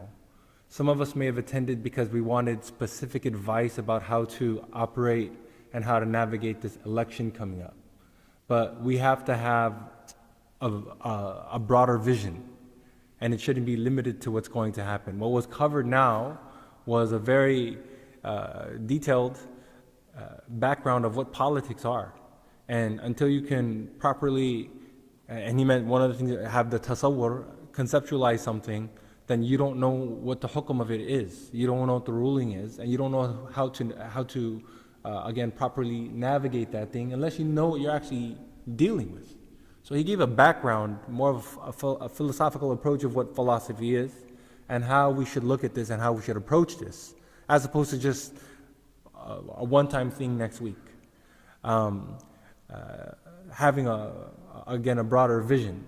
So we should appreciate and not undervalue what was said. And inshallah, with that in mind, hopefully we can have a broader vision and a broader plan. We can start to identify those people who are good shepherds that can help us now, because we may not be able to understand everything that was being said, or we may not know politics the way another person does, but we do have to start identifying those people who do, and then just trying to support them. You don't have to know everything. Just like the sheep doesn't understand everything the shepherd is doing, but he knows who the shepherd is. He knows who the shepherd is. The problem is when we don't identify who the shepherds are. And hopefully these type of things will help us identify who the shepherds are, and then we can try to support them, inshallah. May Allah Ta'ala make it easy, inshallah.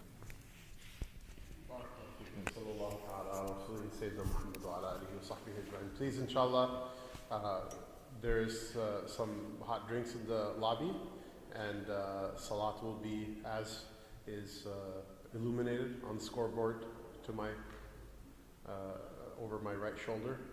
So do be prompt about that as well, as one of the most radical political acts and most meaningful ones that you'll do. One day you'll see. And inshallah we'll reconvene. Also get to know one another as well, inshallah. That's also important as well. Barakallahu feekum. Assalamu alaikum wa rahmatullah.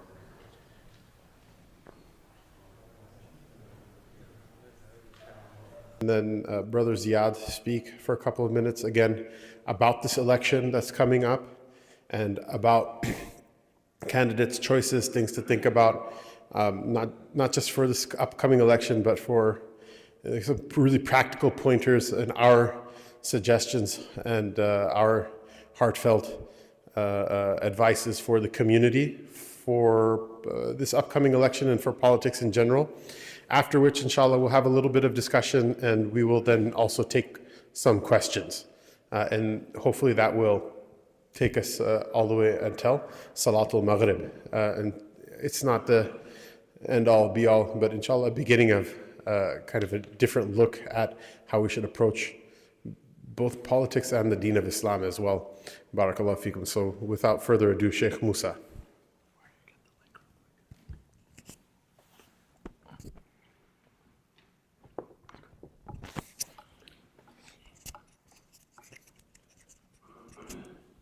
Bismillah walhamdulillah wa salatu wa salamu ala rasulillah wa ala alihi wa azwajihi wa dhurriyyatihi wa ashabihi wa man wala wa ba'du falhamdulillah thumma alhamdulillah.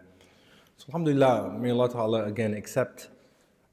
Before the prayer we had a very detailed explanation on some of the background on what politics are and what they mean to us as Muslims, and then trying to properly identify those people who can lead us in that particular realm.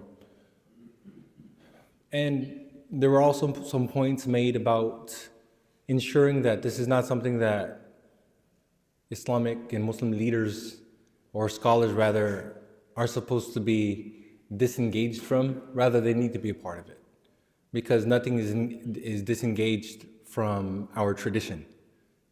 Everything that we do in this life, everything that we do in the world, has to be rooted in our faith.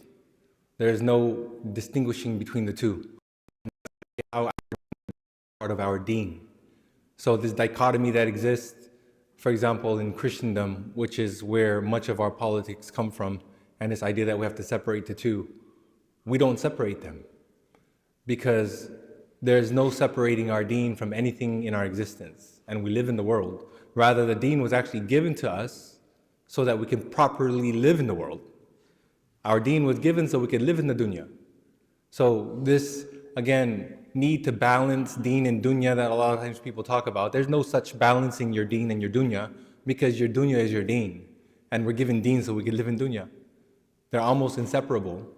And when we go about it the right way, then even the mundane becomes meaningful. The things that we do in our daily life, it becomes meaningful because it's rooted in our faith, and it's rooted in our values, and it's no different from politics. So when it comes to the political realm and politics, like anything else, Allah Azza wa Jal commands us, Ba'd a'udhu billahi minash shaitanir rajim, fas'alu ahla dhikri in kuntum la ta'lamun. Ask the people of knowledge if you yourself don't know. And that's the involvement of the scholars.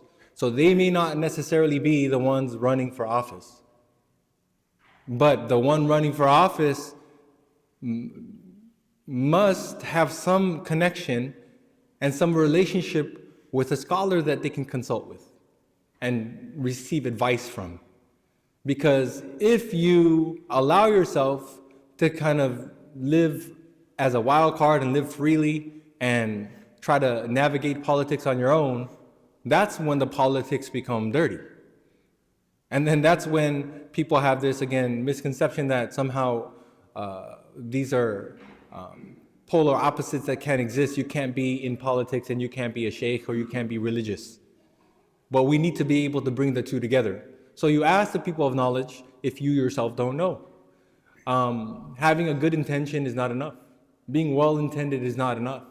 And that's something that we have to learn, and from our experiences also as Muslims, because we have a lot of well-intended people. Rather, I would say most, if not all, people are well-intended in our communities, who are at the masajid, who are involving, who are volunteering. It would be hard to make a claim that these people are not well-intended. But having good intentions is not enough. Having good intentions is not enough, but you also need sound action. And that's why the Prophet ﷺ, he mentions in a hadith that indeed Allah Ta'ala, He doesn't just look at your bodies. إِنَّ اللَّهَ لَا يَنْظُرُ إِلَىٰ أَجْسَامِكُمْ وَلَا إِلَىٰ صُورِكُمْ وَلَكِنْ يَنْظُرُ إِلَىٰ قُلُوبِكُمْ وَأَعْمَالِكُمْ. That Allah Ta'ala, He doesn't just look at your bodies and your forms, your outward appearances, but rather He looks at your hearts and your deeds. So here, it's not just hearts also. It's not just what's in your heart that counts. Your heart certainly needs to be sound. Your intentions need to be solid. So you need to be well-intended for sure. But that is not enough, because Allah Ta'ala will also then look at your actions and your deeds.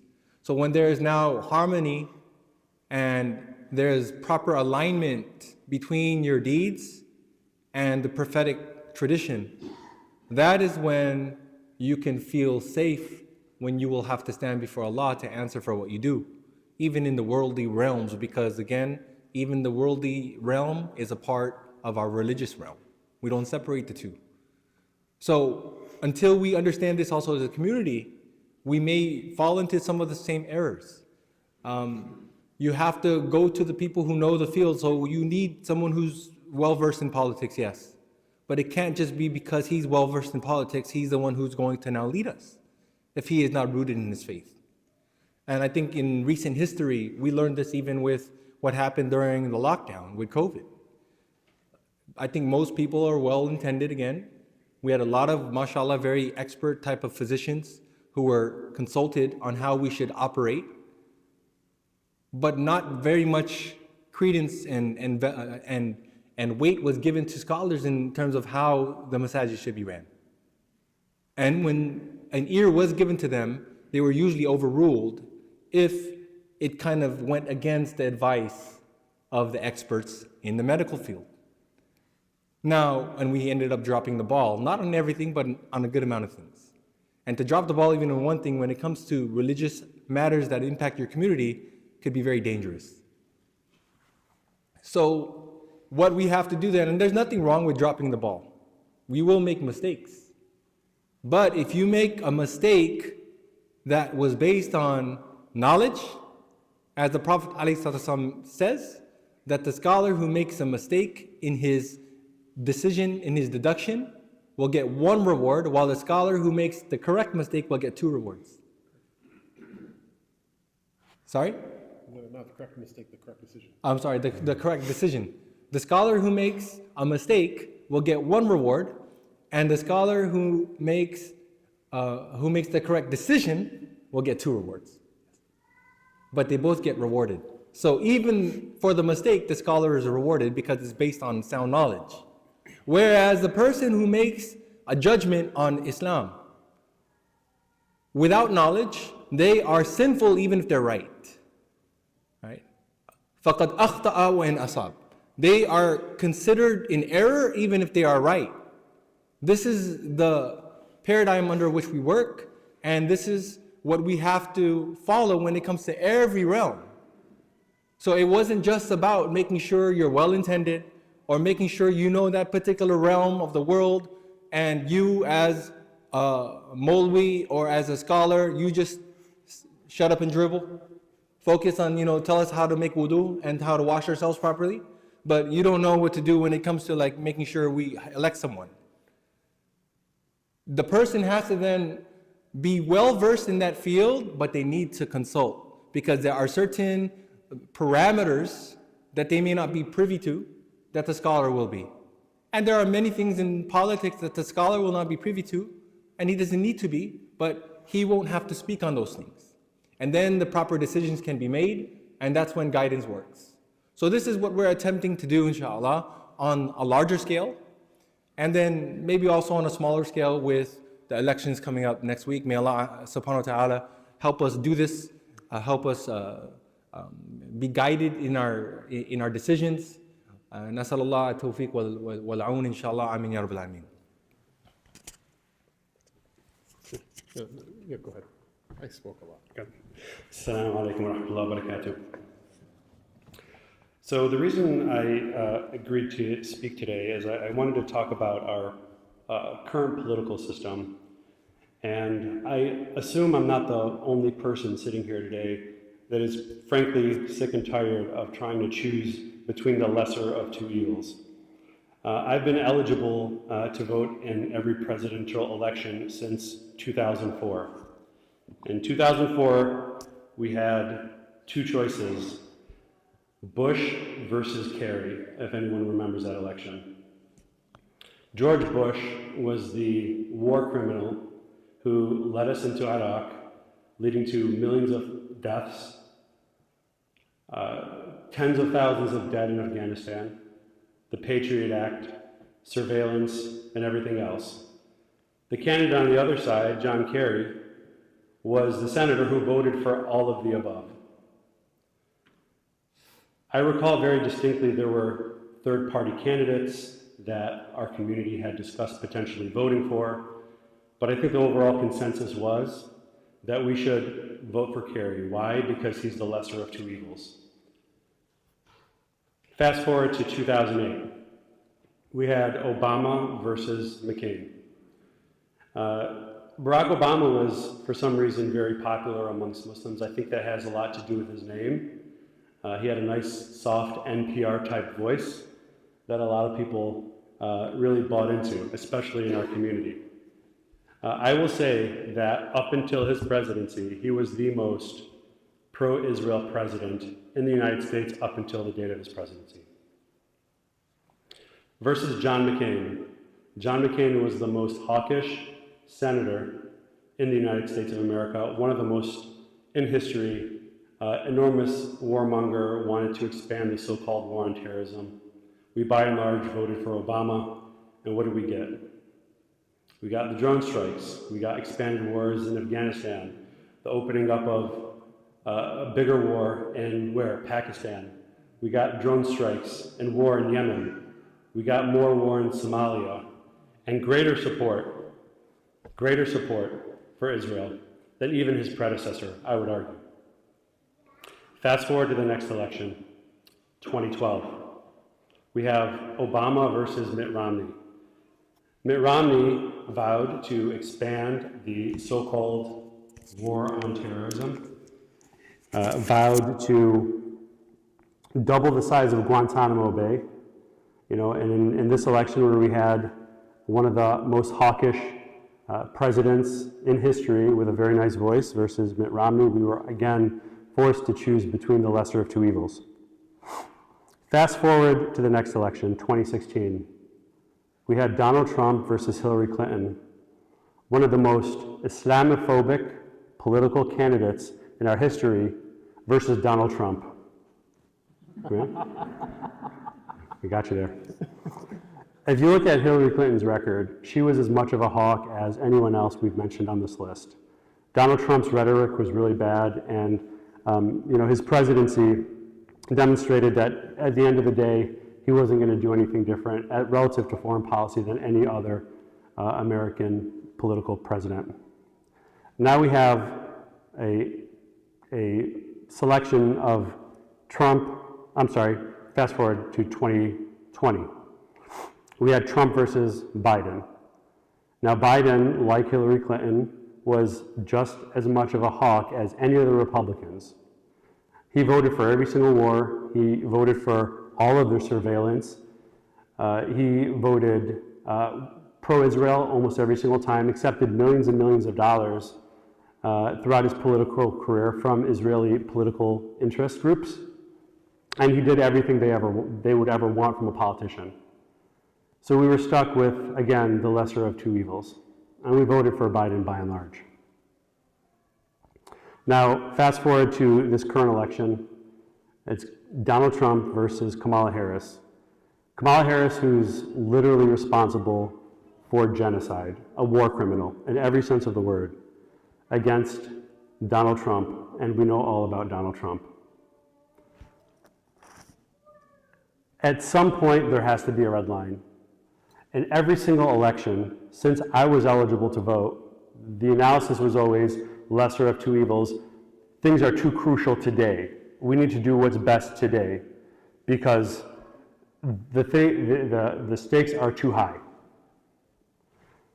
Well, that's what we've been saying for every election that I've previously discussed. So where does that leave us? There are some in our community and historically who have argued that we should just simply disengage from the political process. Bad idea. Sheikh Ḥamzah did an outstanding job explaining why. I don't think that needs any further commentary. The other option is to vote for third parties, and that's what I advocate for in terms of at least the presidential election. Now, is America structured for third parties? Are third parties realistic in terms of, for example, presidential elections? The answer, frankly, is no, they're not. And it's not because of anything cultural necessarily, it's the structure of the American political system. So if you look at some democracies around the world, most democracies around the world, what you'll find is they have proportional representation, meaning that if you are able to, if you're a political party and you can get 5 or 10% of the vote, then your party will be represented in 5 or 10% in the legislature of that country. In the United States of America, we have single district elections, meaning it's a winner-take-all system. Only one winner per district. That gives way to the two-party system. There's really no other way of going about it. Conceivably, in America, a third party could get 30% of the vote and still lose the election. Whereas, for example, in European countries or other countries that are democratic, including let's say Turkey, the percentages of that each party is able to get will be represented in their legislature. Let me give you an example. Let's take the example of Turkey. So the current ruling party is governed, the AK party, that's with Erdogan. We all, I think, are familiar with that party. They were originally banned in the 90s. They eventually came to prominence again. They had to reformulate themselves. And then they were able to win some small elections. They had like 5%. And then within those legislatures, what you'll find is those minority parties form coalitions with the larger parties. So they have to do a lot of wheeling and dealing. For example, the majority parties don't always have outright majorities and can't get their legislation passed. So they have to give concessions to the minority parties. So those minority parties then yield a pretty significant amount of influence. They can rise through the political system and they can make significant change. And as they rise to prominence, they can gain favorability with the population, garner more votes, and eventually become majority parties or significant political actors. Same thing, that's exactly what happened in Turkey. Turkey now, the AK party is the ruling majority, for now anyways. But in America, we don't have that dynamic. Again, you could be a third party candidate, you can get a significant proportion of the vote, but not enough to win a plurality. You don't win a plurality, you don't get a seat at the table. And what happens with minority parties is they're usually absorbed into either the Democratic or the Republican Party. An example of that would be, for example, the Tea Party, which was a movement within the Republican Party about a decade ago They gained some notoriety, but eventually were absorbed into the Republican Party, right? So why vote for third parties? For me, simply put, I feel like politicians should earn our votes. It's not enough to be of a party affiliation. It's not enough to give a nice speech on Eid. It's not enough to make promises and then never fulfill those promises. It's not enough to speak nicely about Muslims and drone strike them in their beds. Not anymore. I think the calculation at this juncture is to vote for third parties, whatever one you believe is the best candidate for the job. By doing that, number one, you demonstrate that you are involved in the political process so that the politicians know that we are a voting constituency here. That's the first thing. Secondly, now they know that because we're participating in the political system, they have to earn our vote. So maybe they give us the concessions that we want. Maybe they start to listen to us a little bit more. Maybe they stop coming around every 4 years just to give a nice speech to try to garner as many votes as they can. So that's generally my recommendation. In terms of, one thing I also have to mention here, there are Muslim politicians that are rising through the ranks, and I think that's wonderful. But be very cautious. Don't vote for candidates just because they say they're Muslim. Even if they speak Arabic, even if they recite verses from the Quran, look at their policy positions. Recently, I was at an event. I was invited to a panel discussion at the Cincinnati Law School. And there were members of the Ohio General Assembly who were Muslim who sat on that panel as well. One of them, I'm not going to mention his name, there were a significant amount of Palestinian in attendance at that panel, and I didn't really look into the fellow panelists. Well, it turns out he's a Muslim politician. He was elected by Muslims. He's a Somali brother in the area of Columbus, where there's a significant Somali population. Well, when he was confronted with the fact that he accepted Israeli money, that he was flown out to Israel to participate in somewhat of a vacation, a spectacle. Right? He was flown out by the Israelis, given all kinds of perks, given money, whatever the case may be. His response was, well, yeah, I was just trying to do what's best for the economy here. Maybe we can have economic ties with Israel that will benefit Ohio. He refused to vote against the bill that was passed by the Ohio General Assembly condemning October 7th and showing support for Israel. There was only one politician who did, and she was a Muslim politician named Munira Abdullahi, who actually did represent the interests of our community. And the differences were stark. And the way that he spoke to some of the Palestinian guests at that panel discussion was frankly disgusting. And there's no way in heck we would ever vote for a guy like that. But if you looked at a ballot and you saw his name there, you might. So I think it's important that we not only look for people who happen to be Muslim, but also those who represent our political interests. In terms of local elections, there's just not a lot of good things going on, unfortunately. A little further north on the west side of Cleveland, Dennis Kucinich is running. He's running as an independent. If you are able to vote, or if you have family members that are able to vote in that district, I would strongly recommend it. He's been a very... WCMA, I believe at Omri might, Ummah Center, ICC maybe. I would strongly recommend, throwing support behind him, donations, whatever you can. He's running as an independent, a third party, but he has some chance of winning. And who's he running against? Max Miller. That's the same politician who went on Fox News and bragged about how the United States of America is going to turn Gaza into a parking lot. By the way, we didn't cook the books before this thing that I said, Sheikh Mūsā, you say this, and Ziad, I largely don't know what he was going to say, but I knew it was going to be good, and another perspective is great. If he disagrees with me on something or agrees with me on something, this is open. We're going to have a discussion with one another. It's not a choreographed event. I would say that the idea that there's two parties in this country is true in one sense, untrue in another. It's true in the sense that there is a Republican Party and a Democratic Party that show up on the ballots in a certain way. There's a kind of an official structure to it. In the same way that, you know, some families there's like a husband and a wife, but maybe the wife oftentimes functions more like traditionally the husband does, and vice versa, or perhaps, you know, they might be wives, but one wears the pants anyway, literally or metaphorically, or whatever permutations thereof in this day and age that we have. The two parties are, in my opinion, the neoconservative party and the non-neoconservative party, the war party and the non-war party. I don't think they're anti-war, but they're not driven by war. And so this pushes us back to a politician by the name of Dwight Eisenhower. He was a president. Does anyone remember what party he was president with? Anyone? Ziad? I'm not sure. He was a Republican.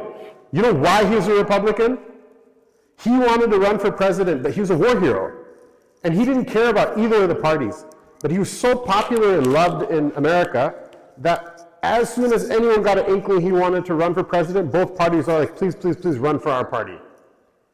And it was a very small reason that he chose the Republican Party. Definitely not any sort of dying allegiance to whatever the Republican Party means. To even ask that question is to assume that it stands for anything at all, or the Democrats for that matter. So Eisenhower was an interesting president. Again, you don't have to agree with everything he did or said, but he definitely wasn't a product of partisan politics. One of the things he said on the way out of his presidency is he, as a general, as a war hero, he cautioned the American people against the military-industrial complex, which is what the idea that we spend so much money manufacturing weapons and logistics and all of this other stuff, the same thing that they got in Blackwater, six-figure contracts to install a toilet in Iraq or something like that, you know? That was so much money that it basically turned into the tail that was wagging the dog. That now Lockheed Martin, now Raytheon, now Boeing. You know, as a Seattle guy, we have to throw our own people under the bus too. Yes, Boeing. All of these different companies that like make so much money. There are local Ohio companies also that are huge arms manufacturers. They're so awash with money that they can now lobby political candidates, because before they used to have wars and then they needed weapons. Now we have weapons, so we need a war. And so that is a really, really important reality in both parties. It's the dominant reality in both parties of Congress. Add on top of that the Zionist lobby in this country. Again, not every Zionist is a Jew. There are many anti-war and anti-Zionist Jews in America. I think amongst the Orthodox, people think that there are a lot more than they are. They're a very visible, very small minority. But even amongst more secular type Jews, there are many Jews that are anti-war, and they've taken a very bold and frontline position in protesting this war and trying to end the genocide. But you have the Zionist lobby in America, which is Zionist Jews, and they're the ones definitely in driving seat in control of that. But also you have Zionist Christians that see some sort of messianic fervor, and other types of Zionists that are Zionists for different reasons. So you may have someone who's completely secular, who hates religion, but because, for example, their main point that they want to lobby on is LGBTQ issues, and because Tel Aviv is a lot more nurturing of the LGBTQ kind of social agenda than say any of the capitals of Muslim countries are. Currently or in the past, for whatever reason, they then cast their lot in with Zionism. Again, by the way, I also want to be fair. Okay, I'm not tolerating or sanctioning LGBTQ lifestyle or its agenda, but there's a difference between somebody who this is a thing that they do in their life. It's a sin, it's haram, but it's a thing they do in their life, and between them advocating it to the point of genocide. There are many people who are indulge in that lifestyle that we don't agree with, but they do speak against genocide. And there are many people who advocate that lifestyle even though they don't practice it, but they think that this is a really important thing for whatever reason that human beings have to have crammed down their throat, and they're willing to tolerate genocide in order to do that. So you see there's like a web and a lot of different permutations or whatever. So the military-industrial complex is what? We have weapons and we need a war. On top of that, there is Zionists that are like, okay, we have a war for you, we want you to fight. In fact, several wars. And they've identified the biggest threat to the Israeli occupation of Palestine is Muslims. They're more aware of it than Muslims are aware of it. We're not aware that we're the biggest threat to the occupation, but they definitely knew it from a very long time ago. And so they've decided, sadly, the Zionist lobby in America has decided not only just to go after Palestine, but to go after Islam in general. This is why the Afghan war, and even though Afghanistan offered to try and even execute, if found guilty, the people who were accused of perpetrating 9/11, why that offer was not acceptable, and why we had to, one way or the other, still bomb their country. This is why we spent $13 billion prosecuting the revolutionary agenda in Afghanistan of replacing the Taliban with the Taliban and giving them a couple of free, really built-out military bases and a bunch of free equipment and also search dogs. This is why we bombed Iraq, which had absolutely no weapons of mass destruction. The UNSCOM's inspectors, Scott Ritter being the most vocal of them, will tell you that. And on top of that, everybody knew, even people in cabinet meetings were like, why are you talking about Iraq? They have nothing to do with 9/11. Why? Because not only did we have weapons that needed a war, but we had a very powerful lobby that are like, yes, you need to fight this war for us, because they identified Iraq as a threat to Israel, just like they identifies Iran as a threat to Israel. Not that Brother Ziad knows, I absolutely dislike the Iranian regime. But I'm not under any sort of pretense with regards to them being targeted. Why? Because they make Israel feel uncomfortable, even though it can even be debated whether or not they're actually fighting them in any meaningful way, shape, or form. That's not what we're here to talk about, but that is a discussion I think that someone can have if they want to. Now, that party is the same party that W. Bush belongs to. It's the same party that Biden belongs to. It's the same party that Bill Clinton belongs to. It's the same party that Obama belongs to. It's the same party McCain belonged to, John Kerry belongs to. It's the same party that all of this kind of parade of people, they're all in the same party. There's complete continuity in foreign policy from Bill Clinton, from not just Bill Clinton, from Bush Sr. to Clinton, to W, to Obama. And the disruptor in the rule of that party was Trump. What am I saying? Am I saying Trump is a good man? I don't believe he's a good man. I believe he's an immoral person. I don't like him.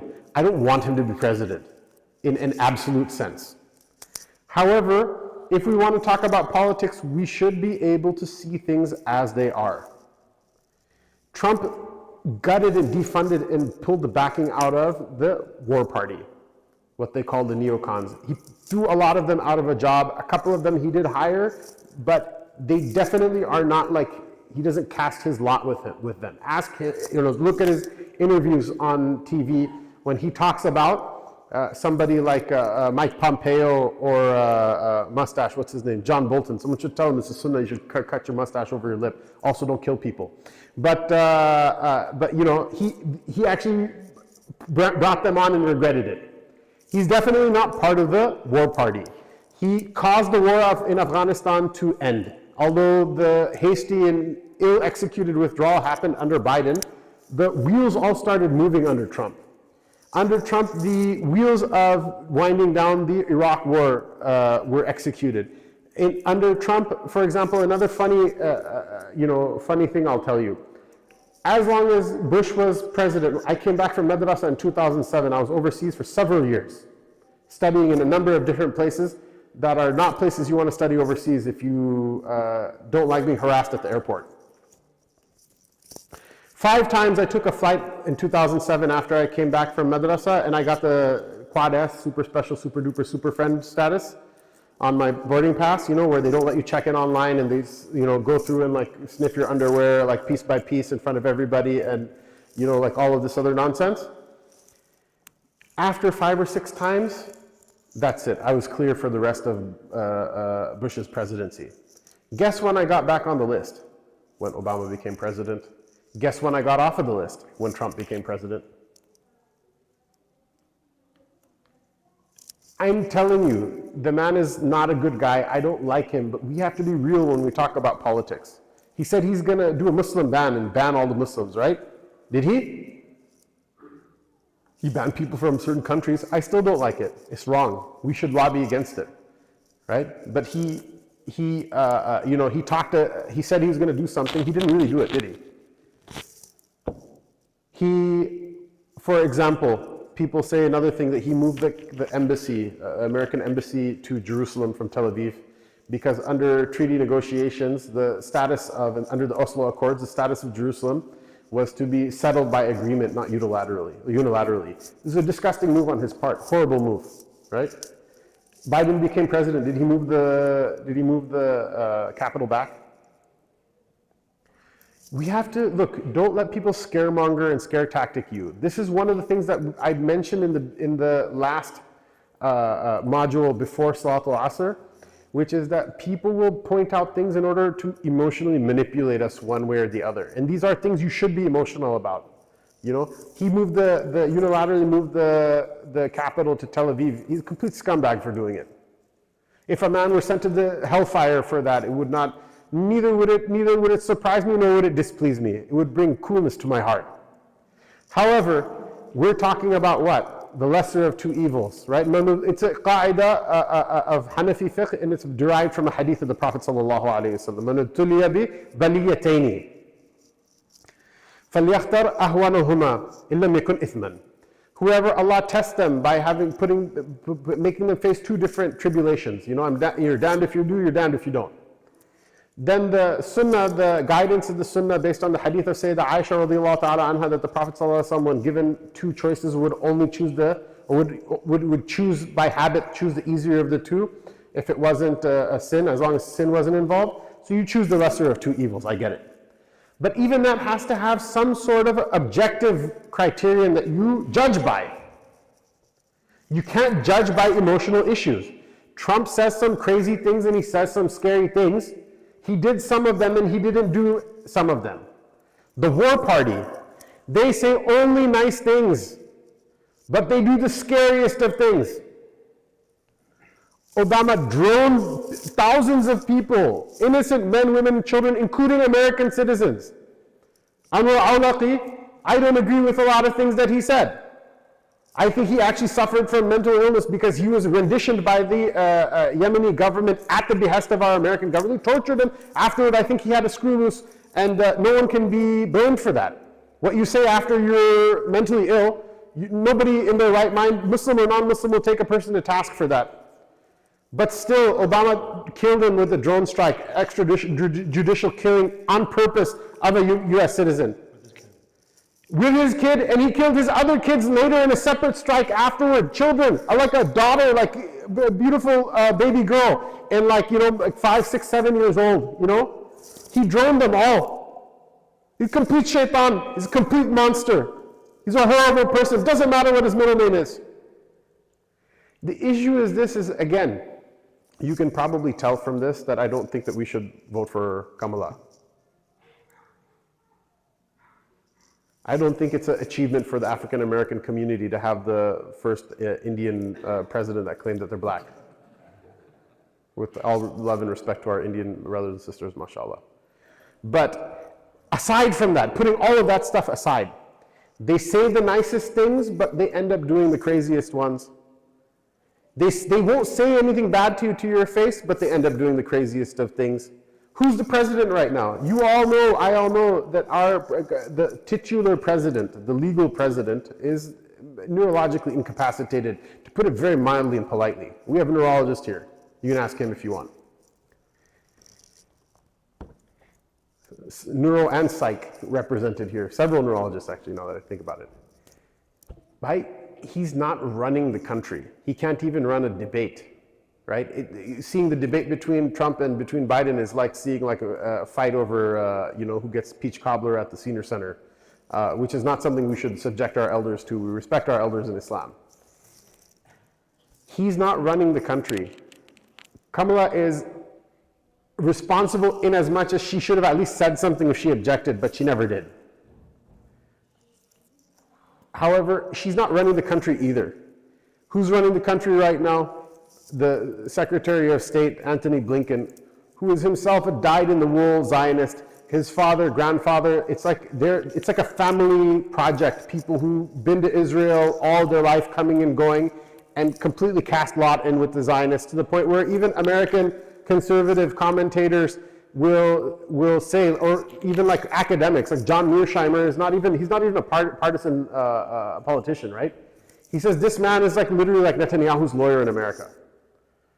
He's the one running the country. There's nobody who could have pulled off the genocide more efficiently than this. They say Trump is going to be worse. I beg to differ. I don't understand.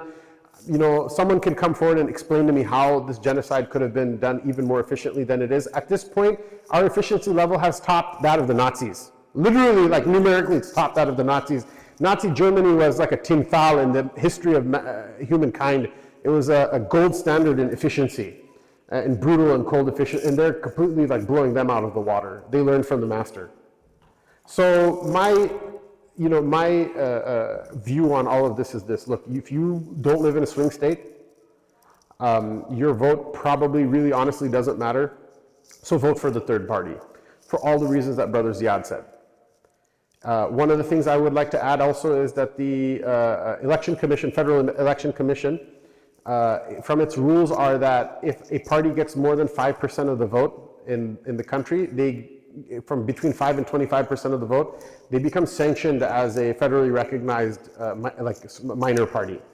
And so it's easier for them to get access to the ballot. Because like, for example, the Green Party had a hard time getting access to the ballot in a number of states, including here. And through like lawfare, basically the Democrats are trying to push them off of the ballot because they fear that their voters are anti-genocide enough that they would rather vote for the Green Party than vote for the people who are sending 2,000 bombs to like bomb the Jabalia refugee camp and things like that. But once they get sanctioned, their access to the ballots is a little bit easier. And I also, don't get me wrong, I also think the Green Party are not people that Muslims should be voting for in and of themselves. It's just a lesser of several evils. Their agenda with regards to the LGBT, with regards to the LGBT agenda, again, I'm 100% in favor of having people live with dignity and with their rights, even if they're sinners. I don't say that people have a right to sin, but I also don't say that somebody who does something that's sin is not a human being anymore, okay? That being said, I'm not dare to push the agenda. In some sense, the Green Party is the most radical with their alignment with that agenda. However, what I will say is this, is that having two really powerful enemies, having their power diluted amongst three makes it a lot more manageable. This is very simple political thinking. This is very simple strategic thinking. A monopoly between two companies that control the marketplace for any good or any product is a lot easier to sustain than a monopoly with three. A monopoly between four, it's a lot harder to sustain. Why? With three, with four, you have more likelihood that someone will compromise with you rather than all of them being able to toe the line, shut you out of politics, which is what the Zionist War Party alliance has done to Muslims in America very effectively. And so I wanted to mention a couple of things. So if you don't vote, if you're not in a swing state, I think it's a no-brainer. You should vote for a third party. In particular, the Green Party seems like the one that's getting the most votes, even if I don't agree with them, just in order to somehow semi-enfranchise a competition for your enemies. I think it seems like a very appealing idea to me. And again, you vote how you like. I don't want to tell you how to vote, with my turban on at least. The second thing is, if you vote in a swing state, for me personally, the one biggest objective that Muslims should have with regards to this presidential election is 250,000 at least dead bodies means you're not going to get elected. You're going to lose the election. We're not in a place right now where we can cause someone to win, but we sure as heck are in a position to cause people to lose. Swing states have, mashallah, more falafel and shawarma than you can shake a stick at in this country. Wisconsin, Michigan, Ohio, Pennsylvania, for the love of Allah Ta'ala, my heartfelt as a Ḥamzah, not as like Shaykh or whatever, is we cannot allow somebody to have done this to anyone, much less our own people, and still be forgiven and get away with it. It just completely makes them dead on arrival. Theoretical genocide is ahwan al-baliyatain. It's a lesser evil than actual genocide.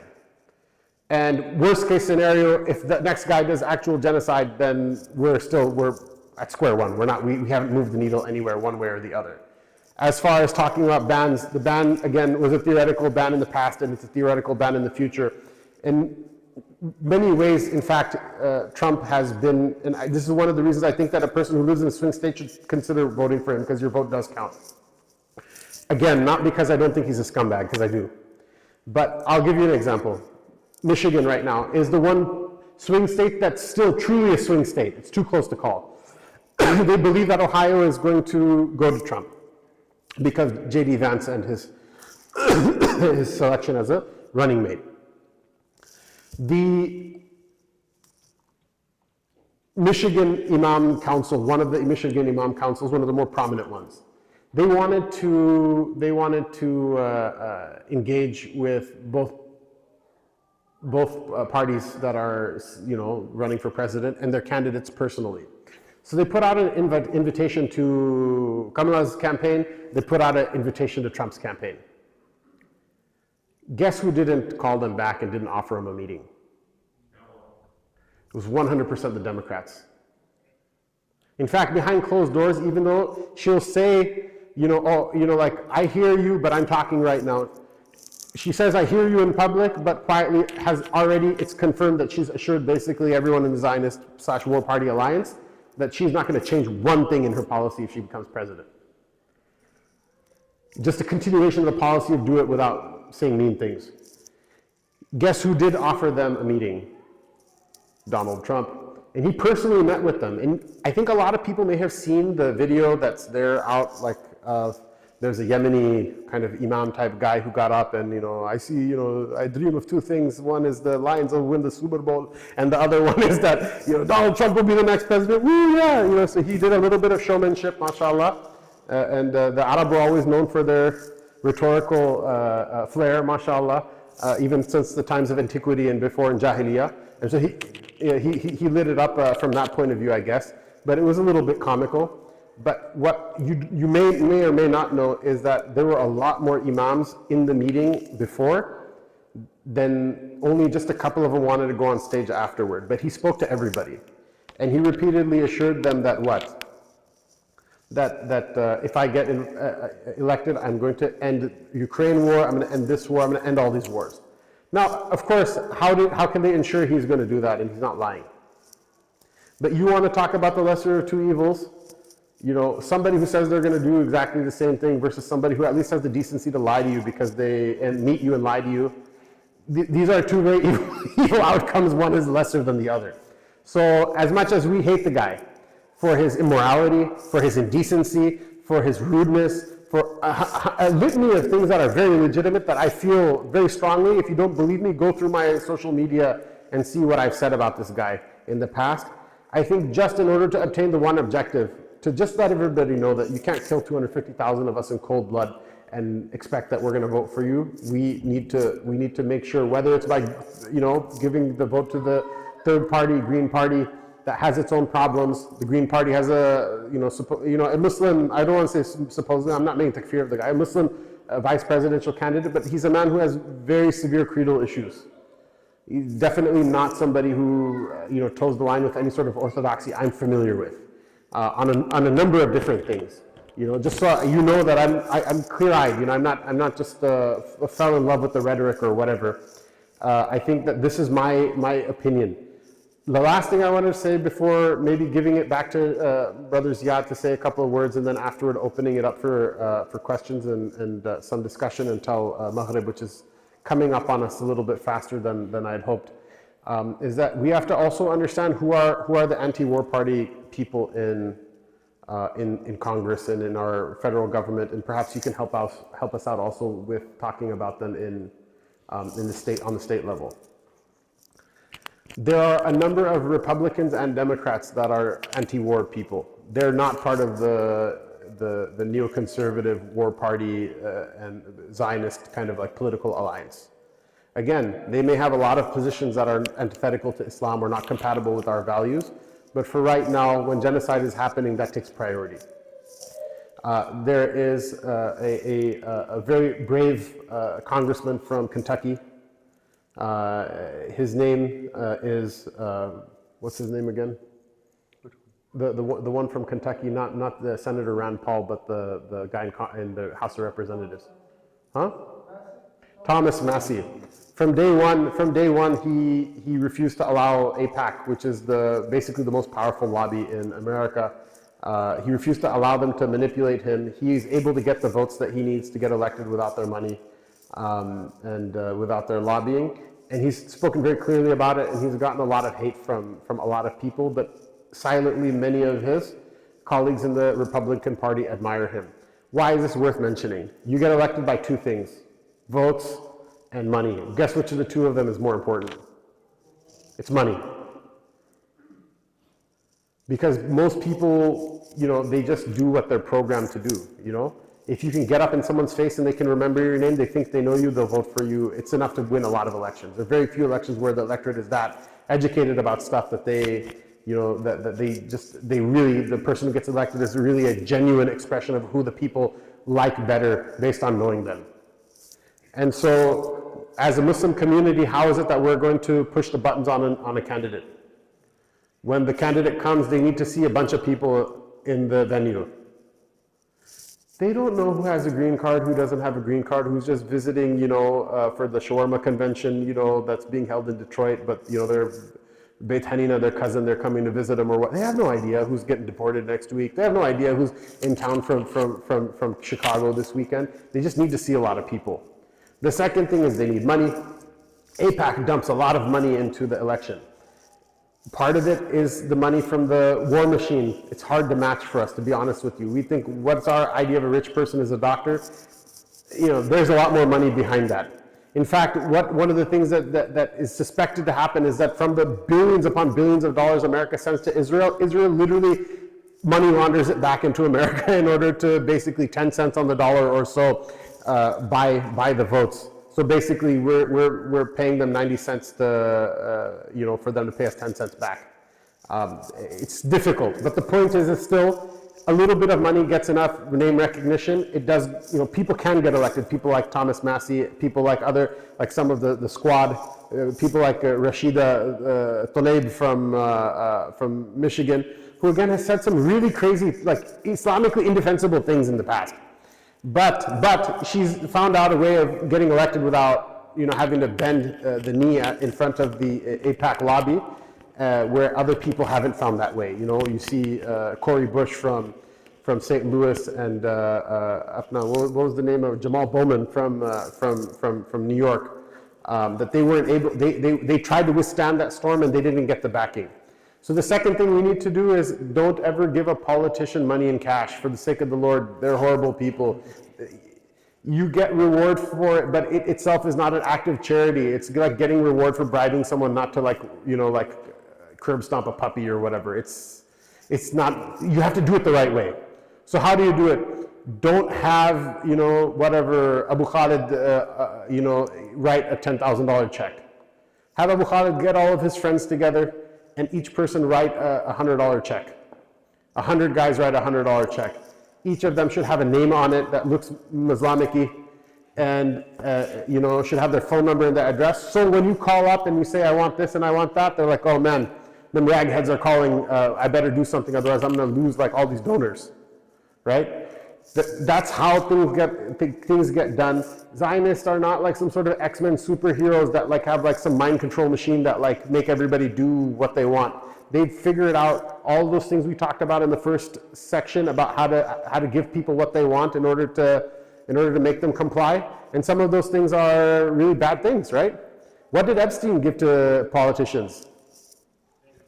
Huh? Anyway, don't say it, we're in the masjid, right? What did P. Diddy give to the politicians? What did Bill Clinton get that made him so pro-Zionist, even before Epstein was on the scene? There you go. Guess where she's from.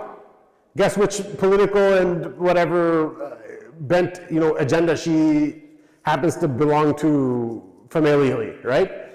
This is politics coupled with unscrupulous and unethical behavior to an extreme.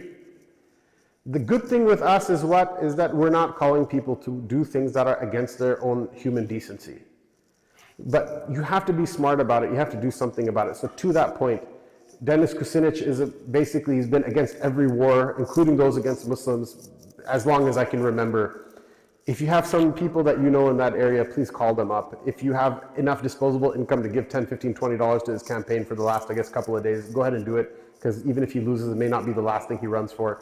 You know, Rand Paul, again, a lot of stuff not okay, but he's definitely not in the back pocket of the Zionist war party.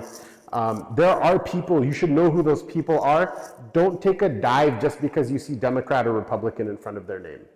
There are Democrats that are not in the war party. There are Republicans that are not in the war party. As far as I can see, if you want to cast your lot with the lesser of two evils, there's already a constituency there that has to be cultivated. The problem is because of the reasons, the systemic reasons that Brother Ziad mentioned, that this country can only officially, in a Rasmi sense, in an official sense, support two parties. So people have had to carve their niches within one or within the other just to survive.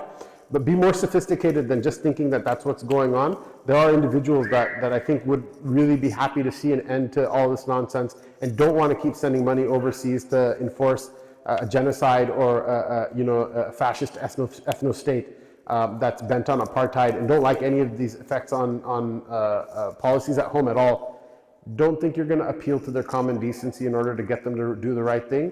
Rather, think about how is it that we can incentivize them doing the right thing as a good politician should, as the Anbiya alayhimu salatu wassalam did for people as well, and it's very possible. So with that, I would like to yield to you to add anything you want to add, and then maybe we can open it up for some question and discussion before the end. Jazakallah khair, Shaykh. A couple things. So as it relates to the Israeli lobby, I would very strongly encourage everyone in this room to pick up the book, The Israeli Lobby, authored by John Mearsheimer and Stephen Walt. It's very, very enlightening, not only about the Israeli lobby in American politics, but their influence, the way that they manipulated the Americans into going into Iraq, some of the history of the Palestinians and the Israelis, some of the misconceptions surrounding the formation of the so-called State of Israel, very, very enlightening stuff.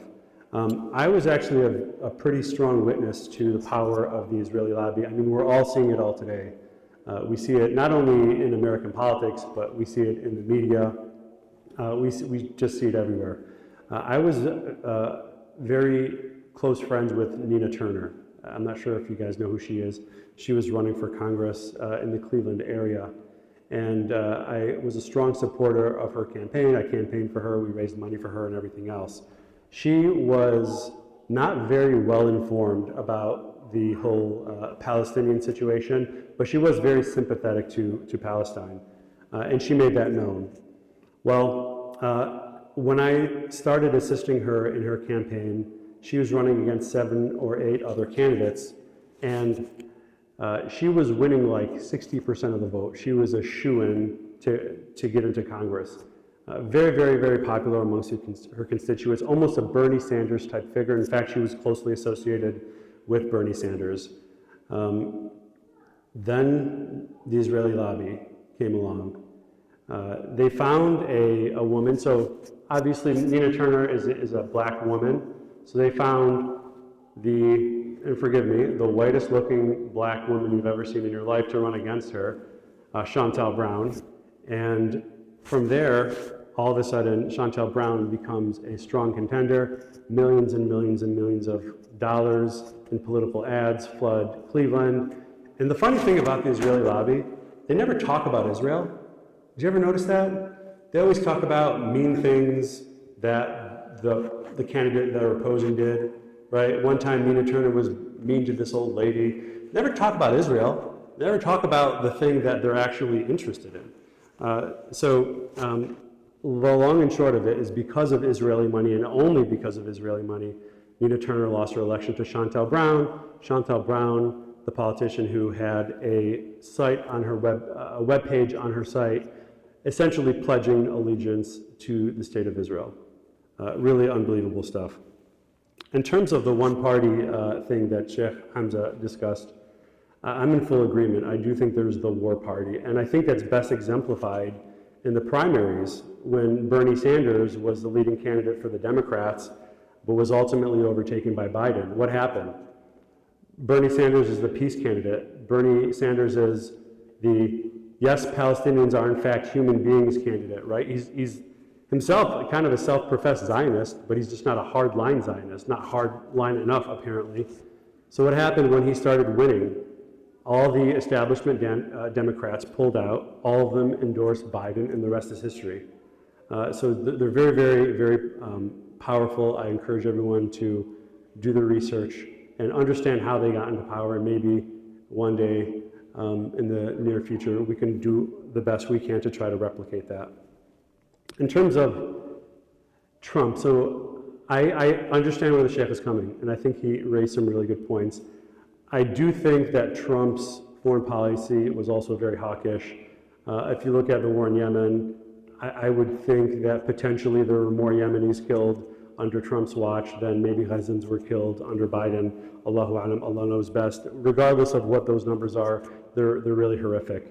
When it comes to Trump being the first one to recognize Jerusalem as a capital for the state of Israel, officially, yeah, but unofficially, if you guys remember, the first person who actually called for Jerusalem to be the capital, the undivided capital of the state of Israel, it was Barack Obama.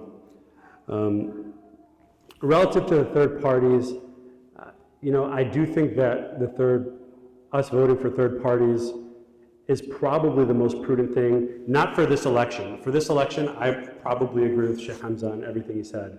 For me, it's looking into the future. We just discussed 5 or 6 prior elections where it was always the lesser of two evil. And at the end of the day, if you're voting for the less of two evil, you're voting for evil. My whole point, I guess, of voting for a third party, whether it be a Green Party, Libertarians, or whoever you legitimately think is the best candidate, is that we're looking to the future. We're saying that we are withholding our votes until you guys cater to us, do things, represent our community in the way that we should be represented, earn our votes, and we'll give them to you. That may mean one or the other candidate wins or loses. Allahu Alam, would Trump be better than Harris? I mean, probably, if I'm being honest. But at the same time, if we're looking into the future, trying to figure out who is essentially allowing our community to be heard and felt, and sending a message to both parties that they need to earn our vote, that's my perspective on the third party.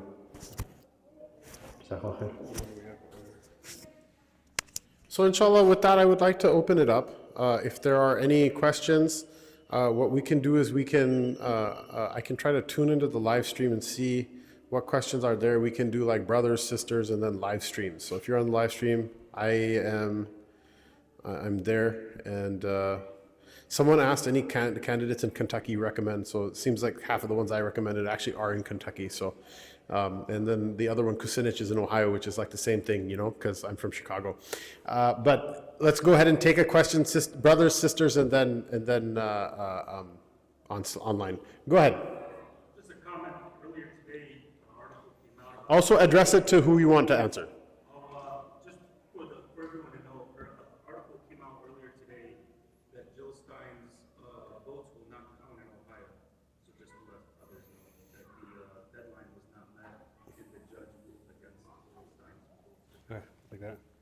You just repeat it also for the people. Okay, sure. So Brother Akram mentioned that apparently there was an article that came out that said that Jill Stein's votes, or she didn't make it to the ballot, so her votes won't count, which is important, but at the same time, it doesn't really do anything for my analysis. The point for me is not that we actually have any thought that Jill Stein might win this election. We know she's not going to win this election.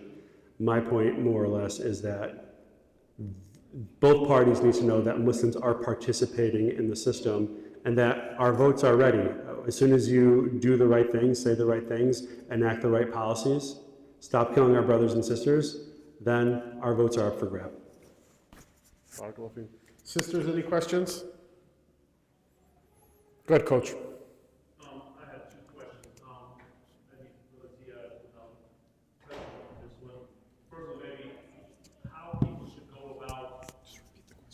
researching candidates and the specific best way to do it.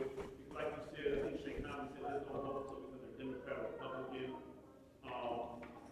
And how, in terms of your senators, local issue, maybe even issue one, things like that. And then the other question, anyone that wants to answer that, another scholar from the West Coast had said taking foreign policy out of the equation, looking at, without attaching parties to it, because I think it's pretty obvious, how one party is very pro-censorship, against 1A, against 2A, pro-LGBTQ, and all those things, is voting for one candidate better because they align more with some of those things that kind of protect basic American freedoms, such as 1A, 2A, and some of the things that Muslims more align. I just want to get someone's opinion on that. Sure. So the first question was, where should we research our political candidates? I think you can glean a lot of information by reading decent news articles, getting your news from reliable sources, but also visiting the candidates' web pages and seeing what they're prioritizing, seeing what's at the top of their agenda, the things that they want to push forward. Also looking at their voting record. For example, Dennis Kucinich was a former congressman who's again running for Congress in a different district. He has a very long history of supporting the Palestinians, about anti-war. Famously, he was one of the few Democrats who ran in the primaries who vocally opposed the war in Iraq. I would say look at their past actions, look at their websites, find the most reliable sources that you could find, and I think you'll be able to glean whatever information necessary to vote for the candidate that you think best represents your interests. I think this, what was the second question involved? Just the fact that, I think this is what was said, I just want to get an opinion on it, was that it's been said that essentially one party is very pro-censorship, against Second Amendment rights, very much pro-LGBTQ and things like that, where the other party might not be as much, and taking foreign policy out because we know that it stayed the same no matter who's been in the office for the most part. Is that a reason for taking one party over another? That's what another scholar said. Just want to get someone's opinion on that. Sure, and I think that's probably good for both of us to answer. In terms of domestic policy, I will say this. In terms of social values, conservatism, a lot of that is not really in the hands of the politicians. By way of example, gay marriage was not legalized by our elected representatives. It was legalized by the United States Supreme Court, who read legislation and basically overturned legislation banning gay marriage, or recognizing people of the gay people as a protected class, just like race, gender, religion, national origin. As far as I can tell, I mean, in looking at our policies, they don't really change much, be it a Democrat or a Republican.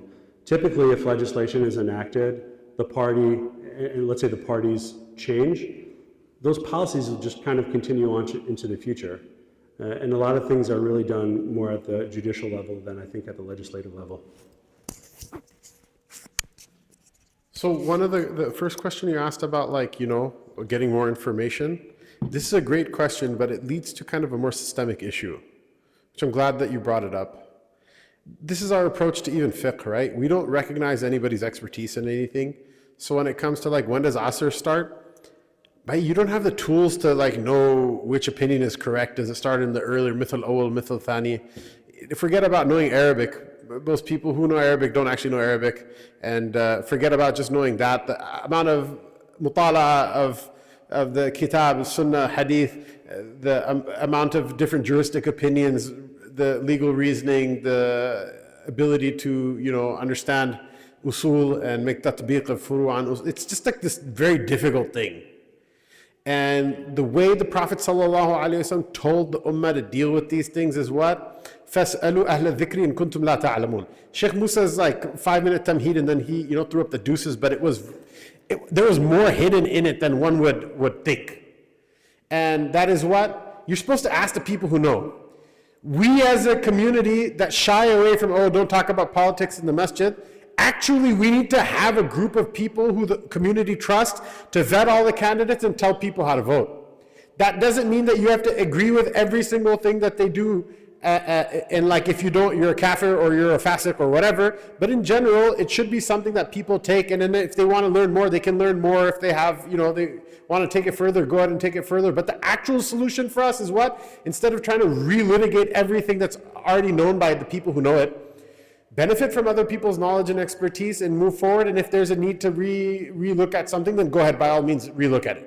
And so I would like to say that this is something that needs to happen with fiqh. It's something that should happen with, like basically all the different branches of ilm, and it should also needs to happen with politics, because there's no cohesive political system that can work without that. The second thing I would say is this, is that we live in, don't look at the two choices that you have when it comes to domestic policy, because they're all clowns. And don't think that it's uncoupled from foreign policy. One of the reasons Muslims are demonized in America is because of the marriage between the Zionists and the war party. Because the Zionists have in their agenda to make Islam and Muslims the enemy, they will be the enemy domestically just like they are in foreign policy. Muslims go to jail for things that they say. Imams go to jail for things that they say, even though it's not a fraction of the illegal nonsense that rabbis talk about and that priests and pastors talk about in this country. Why? Because of that. And a number of other things that are there, protections that should extend to Muslims in equal ways, that should extend to them in the country, that don't extend equally to them, to a level of hypocrisy that gets made fun of on Saturday Night Live and by comedians, because it's so well known to be the truth. The second thing is this, is when it comes to domestic policy, both of them are crackpots, and both of them have certain things that are better than others. In this country, in Ohio, if you are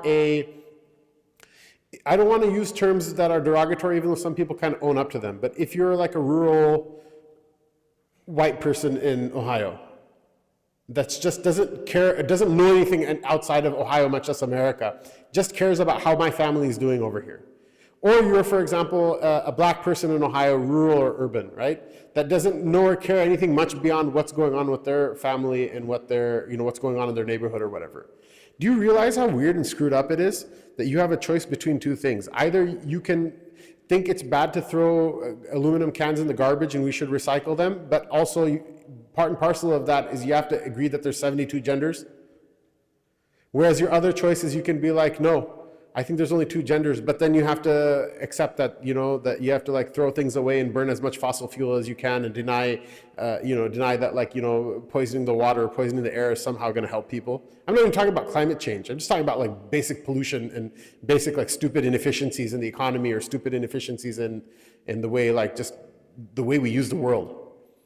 This is all nonsense. You can take care of the poor. You can be against monopolies in businesses. You can be, for free speech while being against hate. You can do all of those things. The only group of people in America left that can cohesively get all the good ideas in one place and screen out the bad ideas and put them aside is Muslims. Nobody else can do that.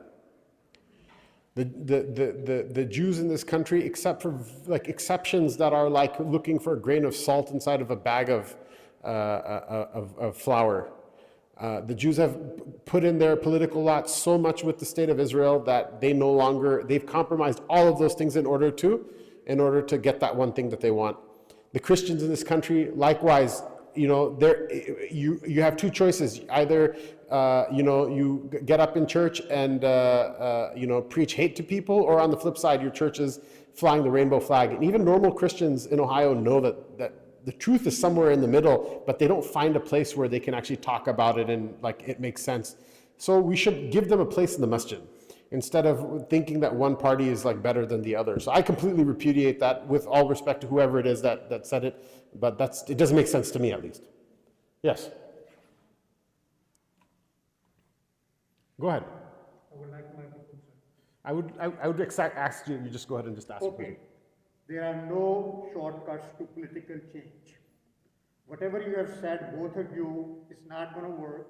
If you are looking for already established parties to do things, they're not going to do that for you. The Tea Party example that you gave, Republican Party did not take the Tea Party. Tea Party took over the Republican Party. So what you need to do is get involved within the existing parties. We did that in the 90s. We started to do that in the 90s. We were covering 11 districts, congressional districts from Youngstown to Toledo to Kent. We met with them.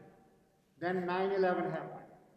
9/11 changed our perspective to survival and protection of the society. Then we did not get involved working in who gets elected, who doesn't get elected, but we were visiting churches, synagogues, temples, trying to tell people who Muslims are. So what needs to be done is, right now, we have children who are city council representatives, we have children who are mayors, we have children who are involved in state houses. We need ground level work to get results. The Tea Party model was people were angry, they got involved, they are running for school boards, they're running for city councils, and they are running for Republican Party local leadership. That's how they work.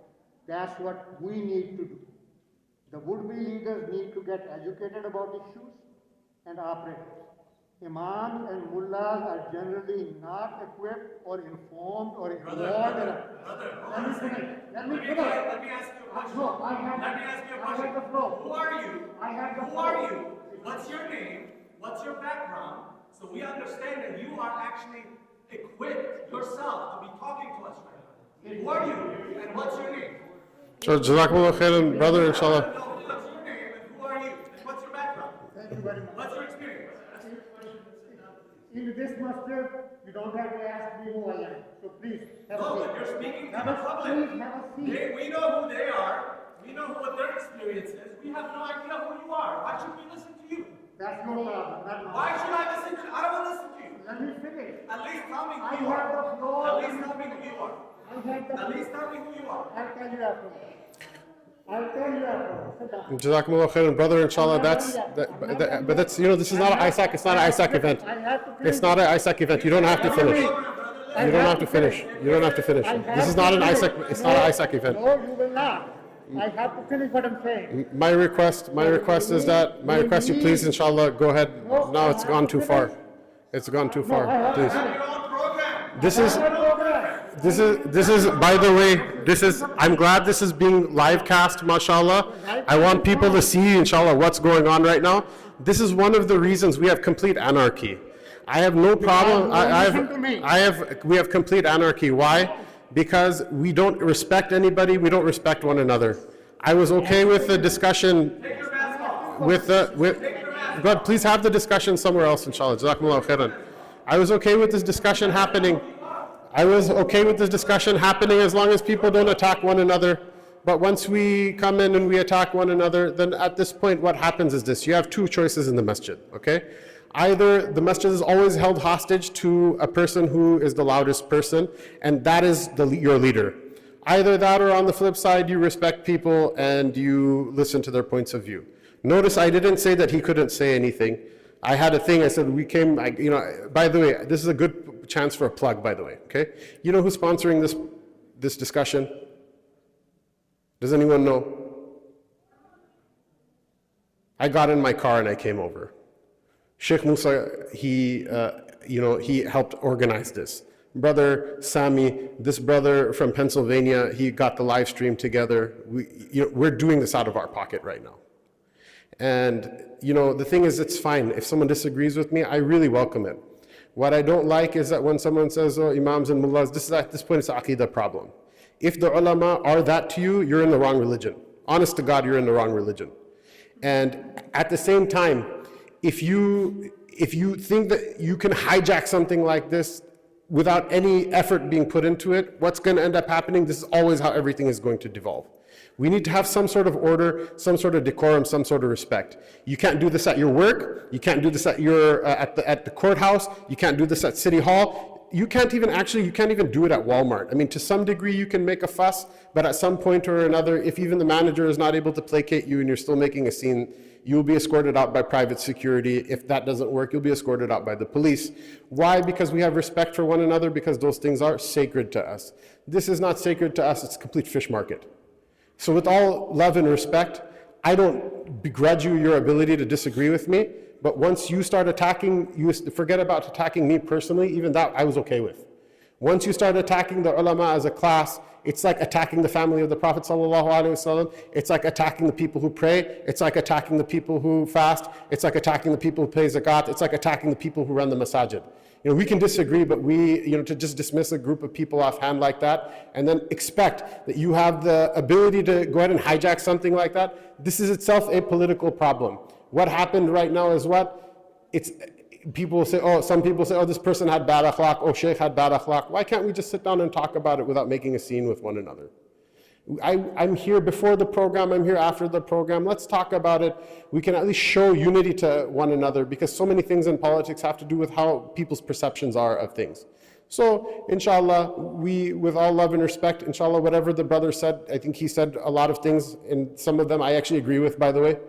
I don't think that he was completely out of line in all of the things he said. I think that the breakdown did happen at a place that things did get out of line. But whatever it is, inshallah, he's in the community. Feel free to talk to him about it, and we're going to move on. Go ahead. Question about, there's a little program I saw on YouTube where Care Action had talked. I don't know much about it.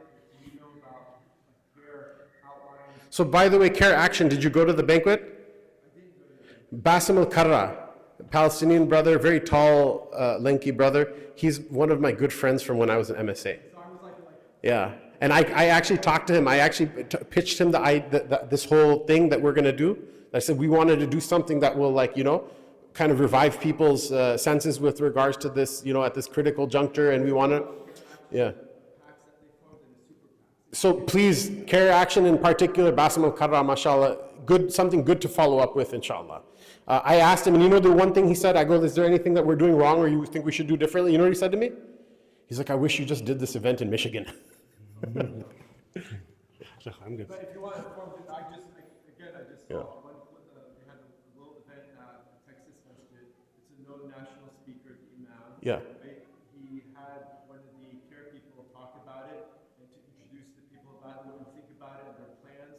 And he outlined masjids trying to get lawyers and a 15-year plan. Yeah. So, I think it's a great project, and there are a lot of good projects, but the people who are doing it are not really the people to take it forward. I think it's a good project, and they picked the right guy for it as well. So inshallah, please do look into Care Action. It's basically a pack. It's not like a local care chapter. Like the idea is local care chapter. Cop pulled me over and called me a raghead and kicked my door in. What do I do? So you call them and they kind of help you navigate that injustice or something like that. Whereas Care Action is actually a PAC that 501c4 and it can raise money to influence elections and legally, of course. And it's very forward thinking. He's like, we're right now thinking to the gubernatorial elections, to the midterms, et cetera, et cetera.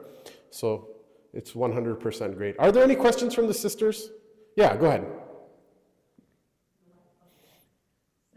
Waalaikum salam.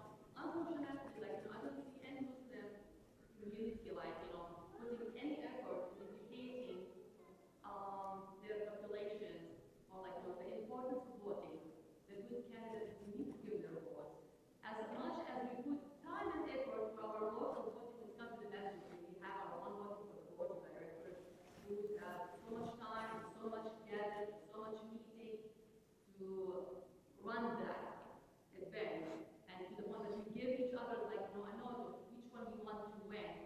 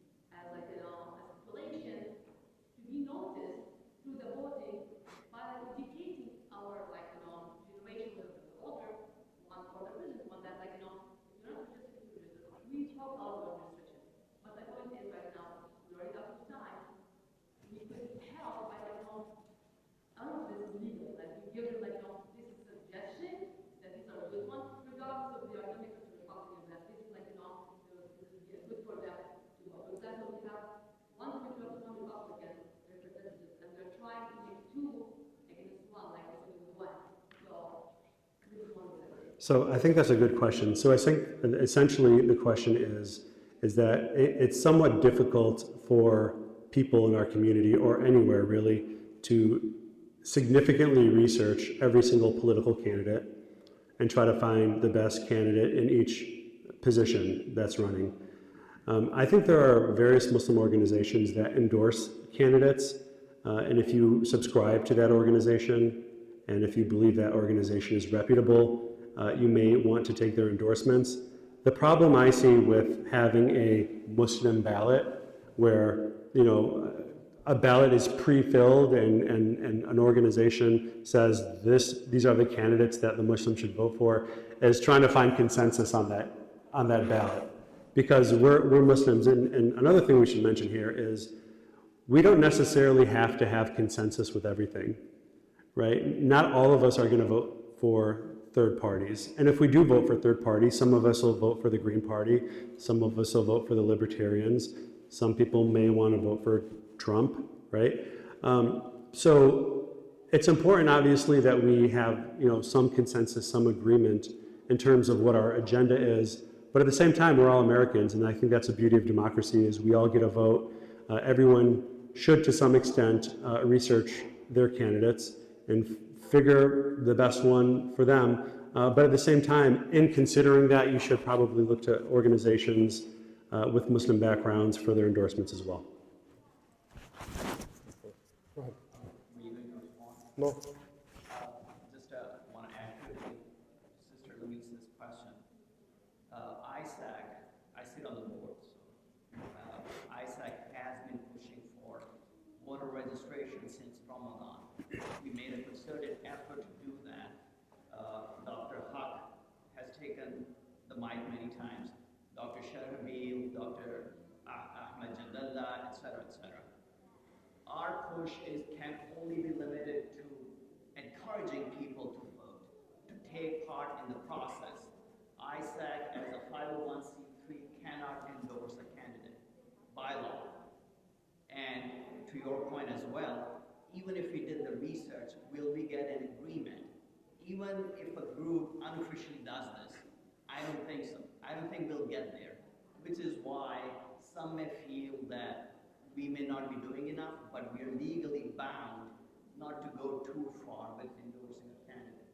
My question for you, Brother Ziad, is if we vote for a third party, how are they able to tell it was the Muslim community's third party vote that did us in versus, you know, there's a bigger sentiment amongst the American population to end the war.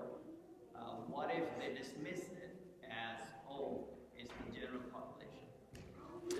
So as to the first point, yes, the Islamic Society of Akron and Kent is a nonprofit organization. They do not endorse candidates. The opinions of the people who spoke today are our own opinions and do not necessarily reflect that of the organization of ISAC. In terms of your question, so there is a list when people vote of the names of the people who voted, but not necessarily who they voted for. So I think in conjunction with voting for third parties, if that's what you so choose, it's also important to vocalize why you voted for third parties. I think organizations who are not nonprofit organizations who can speak on behalf of Muslim communities should voice the reasoning for supporting various candidates. And I don't think it should be a private matter as it relates to our votes. I know some people are very secretive with their voting. I don't think it should be for us. I think we should vocalize who we vote for, why we vote for them, and at some point, they will have to pay attention. Jazakumullah khairan, brother. I think that's enough, inshallah. Let's talk about it afterward, inshallah. Again, with all love and respect, it's not an ISAC event, and Jazakumullah khairan. The issue with regards to masjids not, 501c3s not endorsing candidates, this is really important. That's why we need to have good lawyers, mashallah, with us. We have to have good accountants also with us when we do work that we do, so as to be careful not to just play fast and loose with things, because politics does require a person know what they're doing when they do it, inshallah. So I'll just give a second for that. Go ahead. I just wanted to respond to the question you asked about is there a list, any list of endorsed candidates. Here Action came up with a list for various states. We have one from Ohio. Here, it's any PDF that you can take the ballot box. So Bhai Fahim was saying that the Care Action, it's not Care Ohio. Care Action is basically the yeah. So yeah, they have a for several different states, they do have their ballot suggestions. I haven't reviewed them, but it does exist, inshallah, for a person who wants to have a place to start, inshallah. Go ahead.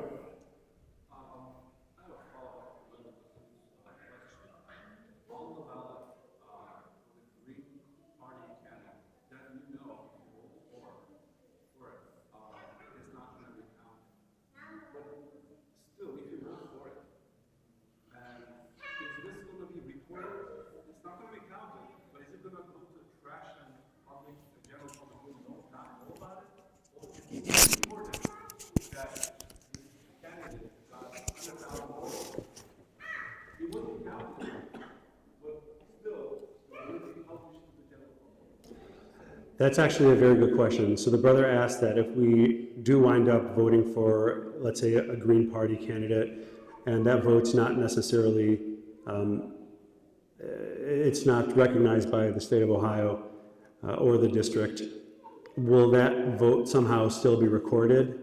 The answer to that is I don't know. I'm not sure if, the ballot will certainly be recorded, insofar as there's going to be other elections that we're voting for. So it will be known that a ballot was cast, whether that ballot would be cast for the individual on the ballot or how it would be recorded. I'm really not sure. That's a very specific issue that I haven't really dug into. Yeah, it's a good question. So he asked, is it different than a writing vote? And the answer again is I'm not sure.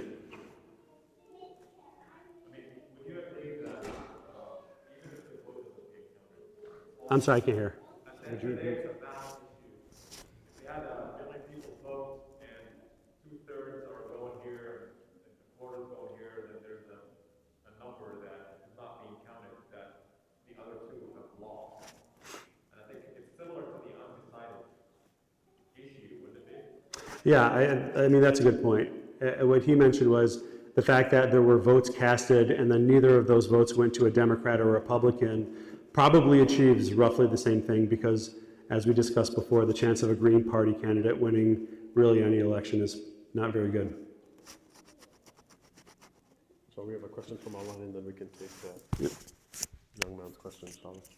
So we have a question from online. Is it a good strategy long-term to consistently vote against the status quo in order to gradually encourage candidates who align more closely with my values?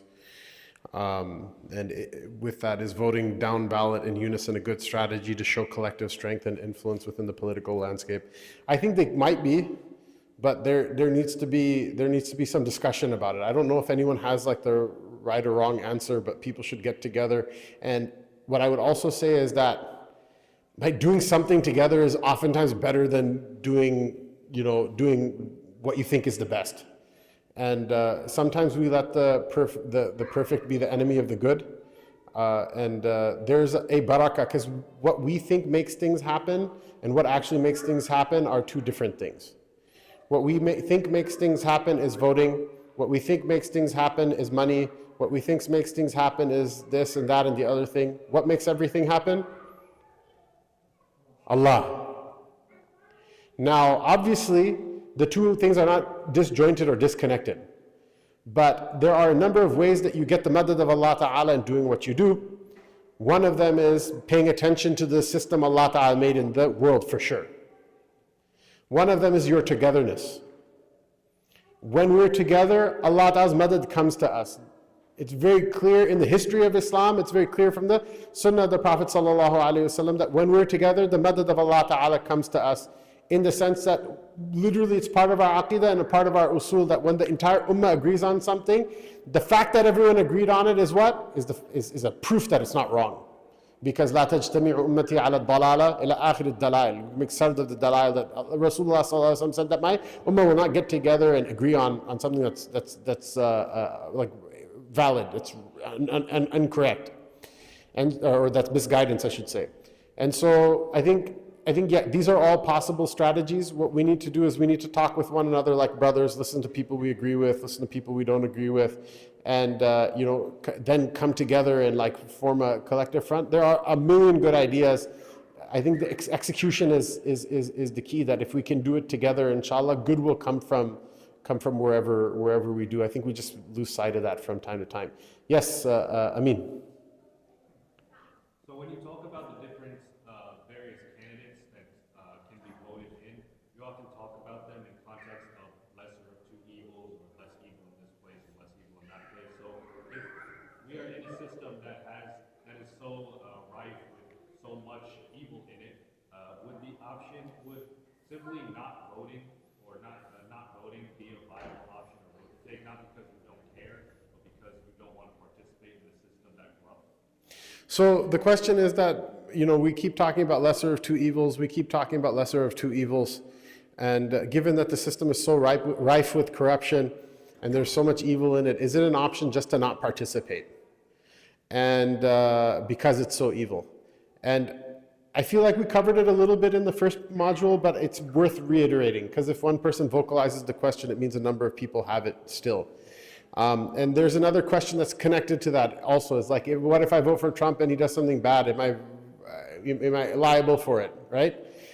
The answer to the questions is connected. Or if I vote for whoever, Jill Stein or Kamala Harris or like Big Bird and Ernie and Bird or whatever, right? The idea is that if you have a weighed out, reasoned out, discussed, analyzed, and procured decision to do something that you think is the best possible scenario out of a number of difficult scenarios, then you are rewarded based on your intention. If good comes out of it, you get the reward of your intention, and you also get the reward of the good. If it turns out that everything flips on your head, nobody knows what's going to happen tomorrow. All we can do is try our best. And so you get the reward for your good intention, and you're not punished for doing what's wrong. If you think that not participating is going to make things better than any of the other alternatives, then please go ahead and not participate. That happens too sometimes, like if there's no quorum or whatever, what if they threw a war and no one showed up, type of logic. If you think it will actually help things out and make it better and is the least of the evils of the options, then there's some room for that. In fact, it is the right thing to do. However, this idea that somehow or another, because of corruption, you have the right to bow out, this world is a corrupt place. This world, we have a certain ideological luxury of living in a non-Muslim country and amongst people who don't respect Islam, even Muslims.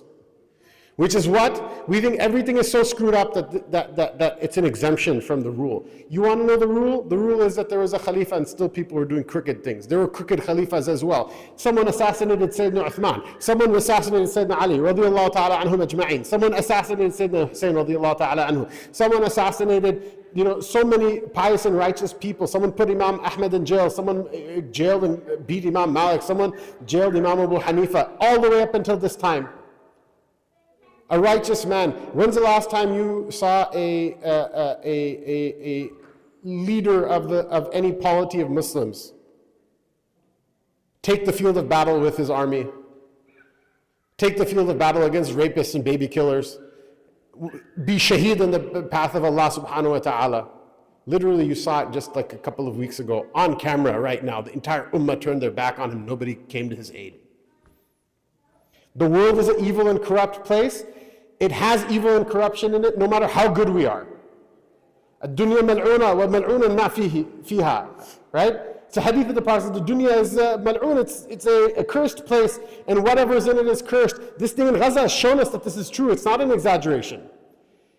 Yet, Rasulullah sallallahu alaihi wasallam's commandment is what?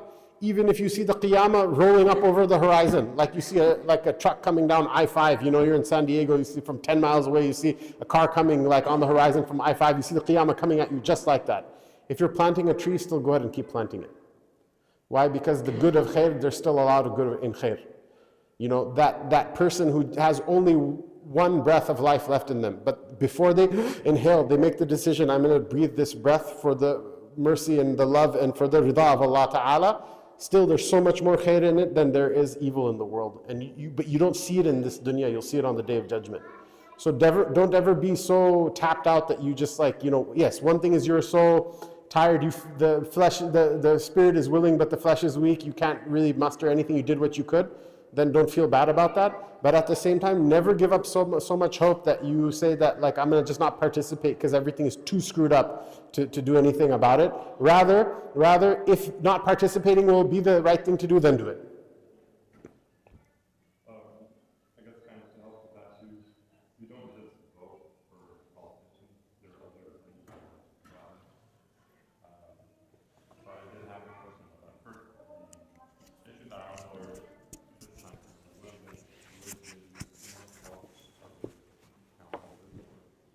maybe other issues I thought about it after the fact, maybe need like has more the religious significance. It's using cigarette taxes from like the local arts. Maybe that one's not clear, but maybe what if it was like taxes on alcohol? Local things, like how do you think about that? You say, oh, increase taxes to reduce drinking, or are we funding ourselves with alcohol? So that's a very good point that was raised. So essentially what he said was, aside from the political candidates, there are other issues that are on the ballots. Of course, we have the presidential candidates, we have congressional elections, we have senatorial elections, but very oftentimes those are the elections that least impact our day-to-day life, right? A lot of times our local politicians will impact us much more than the politicians who are running for major office. So that's also important. Also judicial elections, I mean, those are huge, right? The judges that we elect, those judges rise through the ranks. They oftentimes make it to higher courts. There's a judge right now who was a judge on the Cuyahoga County Court of Common Pleas, who's a Supreme Court judge in the state of Ohio. Obviously, huge impact there. So there are, and then another point is that when you vote for your local politicians, very oftentimes those politicians have greater aspirations than to go for local office. So by voting locally, you're also kind of setting the stage for candidates who you think may eventually run for bigger offices as well. So on that level, and to Sheikh Ḥamzah's previous point, I don't think political disengagement works under any circumstance in the US. Participate somehow, some way. If you don't like the candidates, write in a candidate. If you don't like any of the candidates and you don't want to write in a candidate, vote for your local officials, vote for the judicial officials, the judges that you think would best serve justice in your local community. But no matter what, I think political engagement is very important. And if you want to learn more about political disengagement, Sheikh Yasir Qadi has actually put out some really good videos recently where he discussed the plight of the Muslims who are in Germany, who have no political power at all. And the lack of political power is not due to a lack of population, because there's a significant amount of Muslims in Germany. But the Muslim population in Germany, unfortunately, for many years was led to believe that political disengagement was the most pious thing to do, was the best thing to do, that politics are dirty, so stay away from it, and don't vote for Kafir leaders, et cetera, et cetera. It's failed everywhere where it's been implemented. So my advice to everyone here is to engage to the best of their ability. The discussion with regards to local initiatives is really important. One of my memories of political engagement and lobbying from after when I first came back from madrasa, because I used to be active in as a volunteer for political stuff. I was selected to be like a congressional page in high school, things like that. But it kind of changed once I had my madrasa education. So one of my first memories after coming back from overseas was going on Martin Luther King Day of Service to go and lobby a state legislator in Washington State, because I was in Seattle in those days. And he actually initiated the conversation with us, the particular legislator in question. And you know what he said? He goes, I know you guys are Muslims, right? He said that I respect you, and I want to say one thing. The one vote that I regret the most in my entire political career was when I was a freshman in the legislature. He said there was a vote that our party told us to, or there's a vote that our party told us to pass, which is deregulating payday lenders. Because payday lenders are some of the most horrible, exploitative institutions. They have these one thing is riba being haram, but it's a lot of riba on top of it being haram. It's completely exploiting the people who are the poorest and least in position to stand up for their rights, and can completely $200 check can destroy a person for tens of thousands of dollars, and just to remove the protections. He said, but the party said to vote for it, so he said, I voted for it. He goes, you guys are the only ones who actually say, openly still that this is a bad thing. It's an evil thing. He goes, but I know, I go to church, I read the Bible before. He goes, you read the Bible, Jesus went into the temple and threw over the tables of the money changers, alayhi salam. Obviously he didn't say that, but he said Jesus walked into the temple and overthrew the tables of the money changers. One of the reasons he said that he did that was because they were transacting in usury, and it was a blasphemy. And he goes, I just wanted to let you guys know that was a mistake I made. I never intend on making that mistake again, and whatever. So he was a good politician as well, because obviously we come away with a good feeling that he said that. It resonated with us. But the point is that those things also, maybe your vote is going into the garbage, one way or the other for those other things, but there are also a lot of things that you can do that help out, that will be a good deed that you can present to the Lord on the Day of Judgment. Okay, we have, our time is done. Maybe what we can do, we'll take one question from the sisters. The rest of the brothers, inshallah, I'll be here till Maghrib, so inshallah I'll be happy to talk to you, inshallah, individually, and people are welcome to have their discussions in the lobby and whatnot. So barakallahu feekum, go ahead.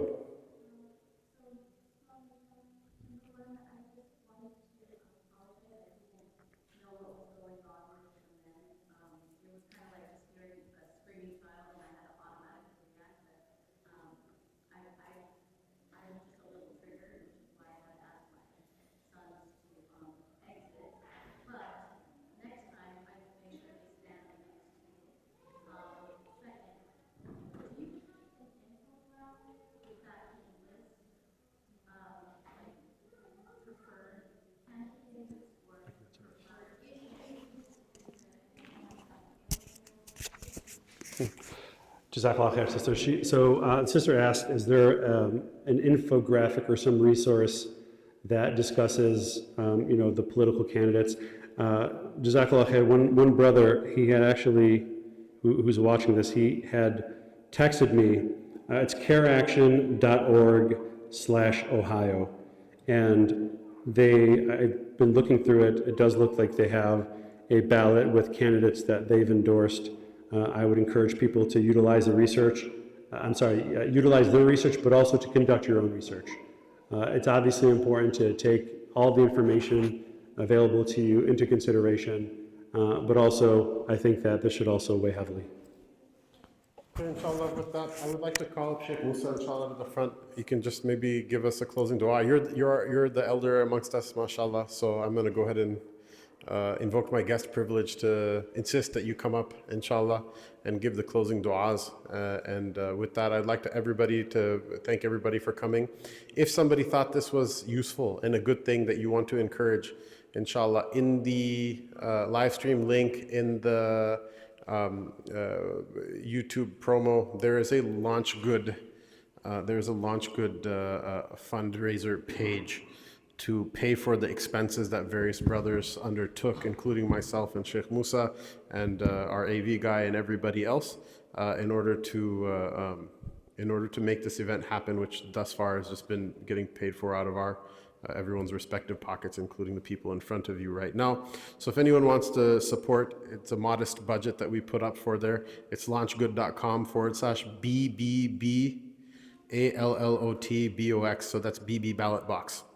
launchgood.com/BB ballot box. I had a student who read the Tahawiyah from me in Turkey a couple of years ago who happens to, I found out, work for Launch Good right now, and she helped me put this together. This is a communal effort. We're all in it together, even when we disagree with one another, inshallah. And so, inshallah, I would like to also apologize to the brother if I said something to offend him or something wrong or something right that I should have said separately.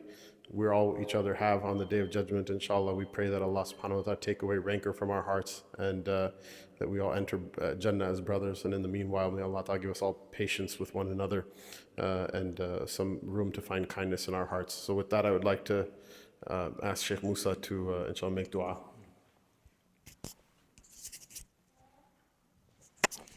بسم الله والحمد لله والصلاة والسلام على رسول الله اللهم صل على سيدنا محمد وعلى آل سيدنا محمد كما صليت على إبراهيم وعلى آل إبراهيم إنك حميد مجيد اللهم بارك على سيدنا محمد وعلى آل سيدنا محمد كما باركت على سيدنا إبراهيم وعلى آل سيدنا إبراهيم في العالمين إنك حميد مجيد اللهم صل على سيدنا محمد صلاة تنجينا بها من جميع الأحوال والآفات وتقضي لنا جميع الحاجات وتطهرنا بها من جميع السيئات وترفعنا بها عندك أعلى الدرجات وتبلغنا بها أقصى الغايات من جميع الخيرات في الحياة وبعد الممات إنك على كل شيء قدير لا إله إلا الله الحليم الكريم سبحان الله رب العرش العظيم الحمد لله رب العالمين نسألك موجبات رحمتك وعزائم مغفرتك والغنيمة من كل بر والسلامة من كل إثم لا تدع لنا ذنبا إلا غفرت ولا هما إلا فرجت ولا دينا إلا قضيت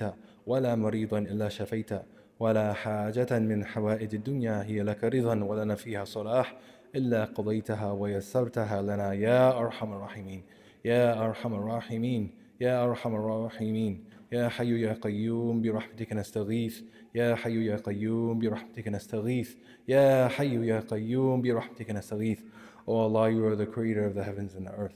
O Allah, you are the one who is in control of everything that happens, Ya Allah. O Allah, nothing can happen except with your permission, Ya Allah.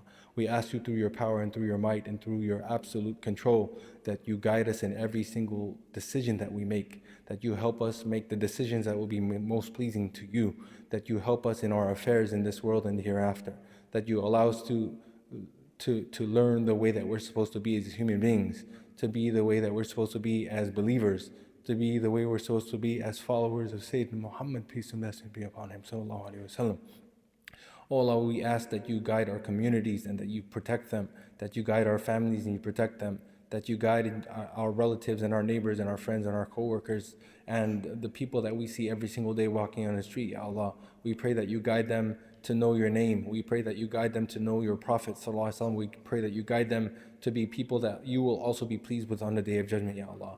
Those of us among us who have some type of hardship or some type of difficulty, O Allah, remove those difficulties.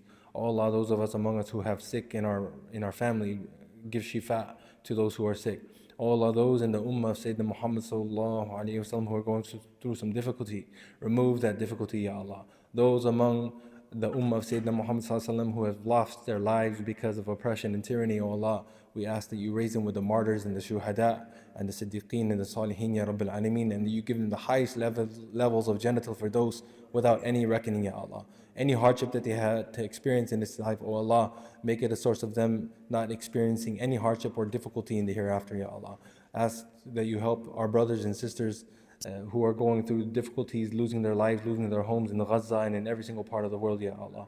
Oh Allah, we ask that you either immediately guide their oppressors and make them better and to make them refrain from the oppression that they're committing, or that you completely wipe them off the face of the earth, Ya Allah.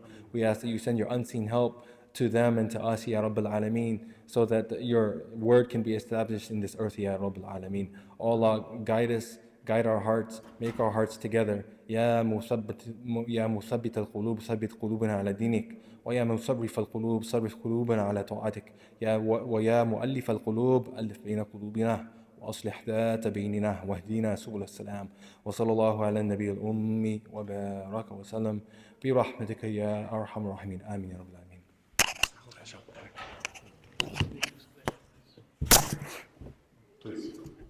Assalamu alaikum. Just a simple disclaimer. Just 1 second. Jazakallah khair.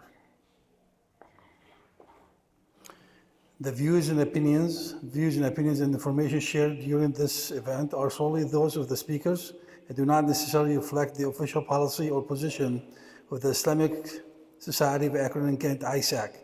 ISAC does not assume any responsibility, liability for accuracy, completeness, and validity of information presented. Attendees are encouraged to exercise their own judgment, discretion, and judgment regarding the topics discussed. Jazakumullah khair.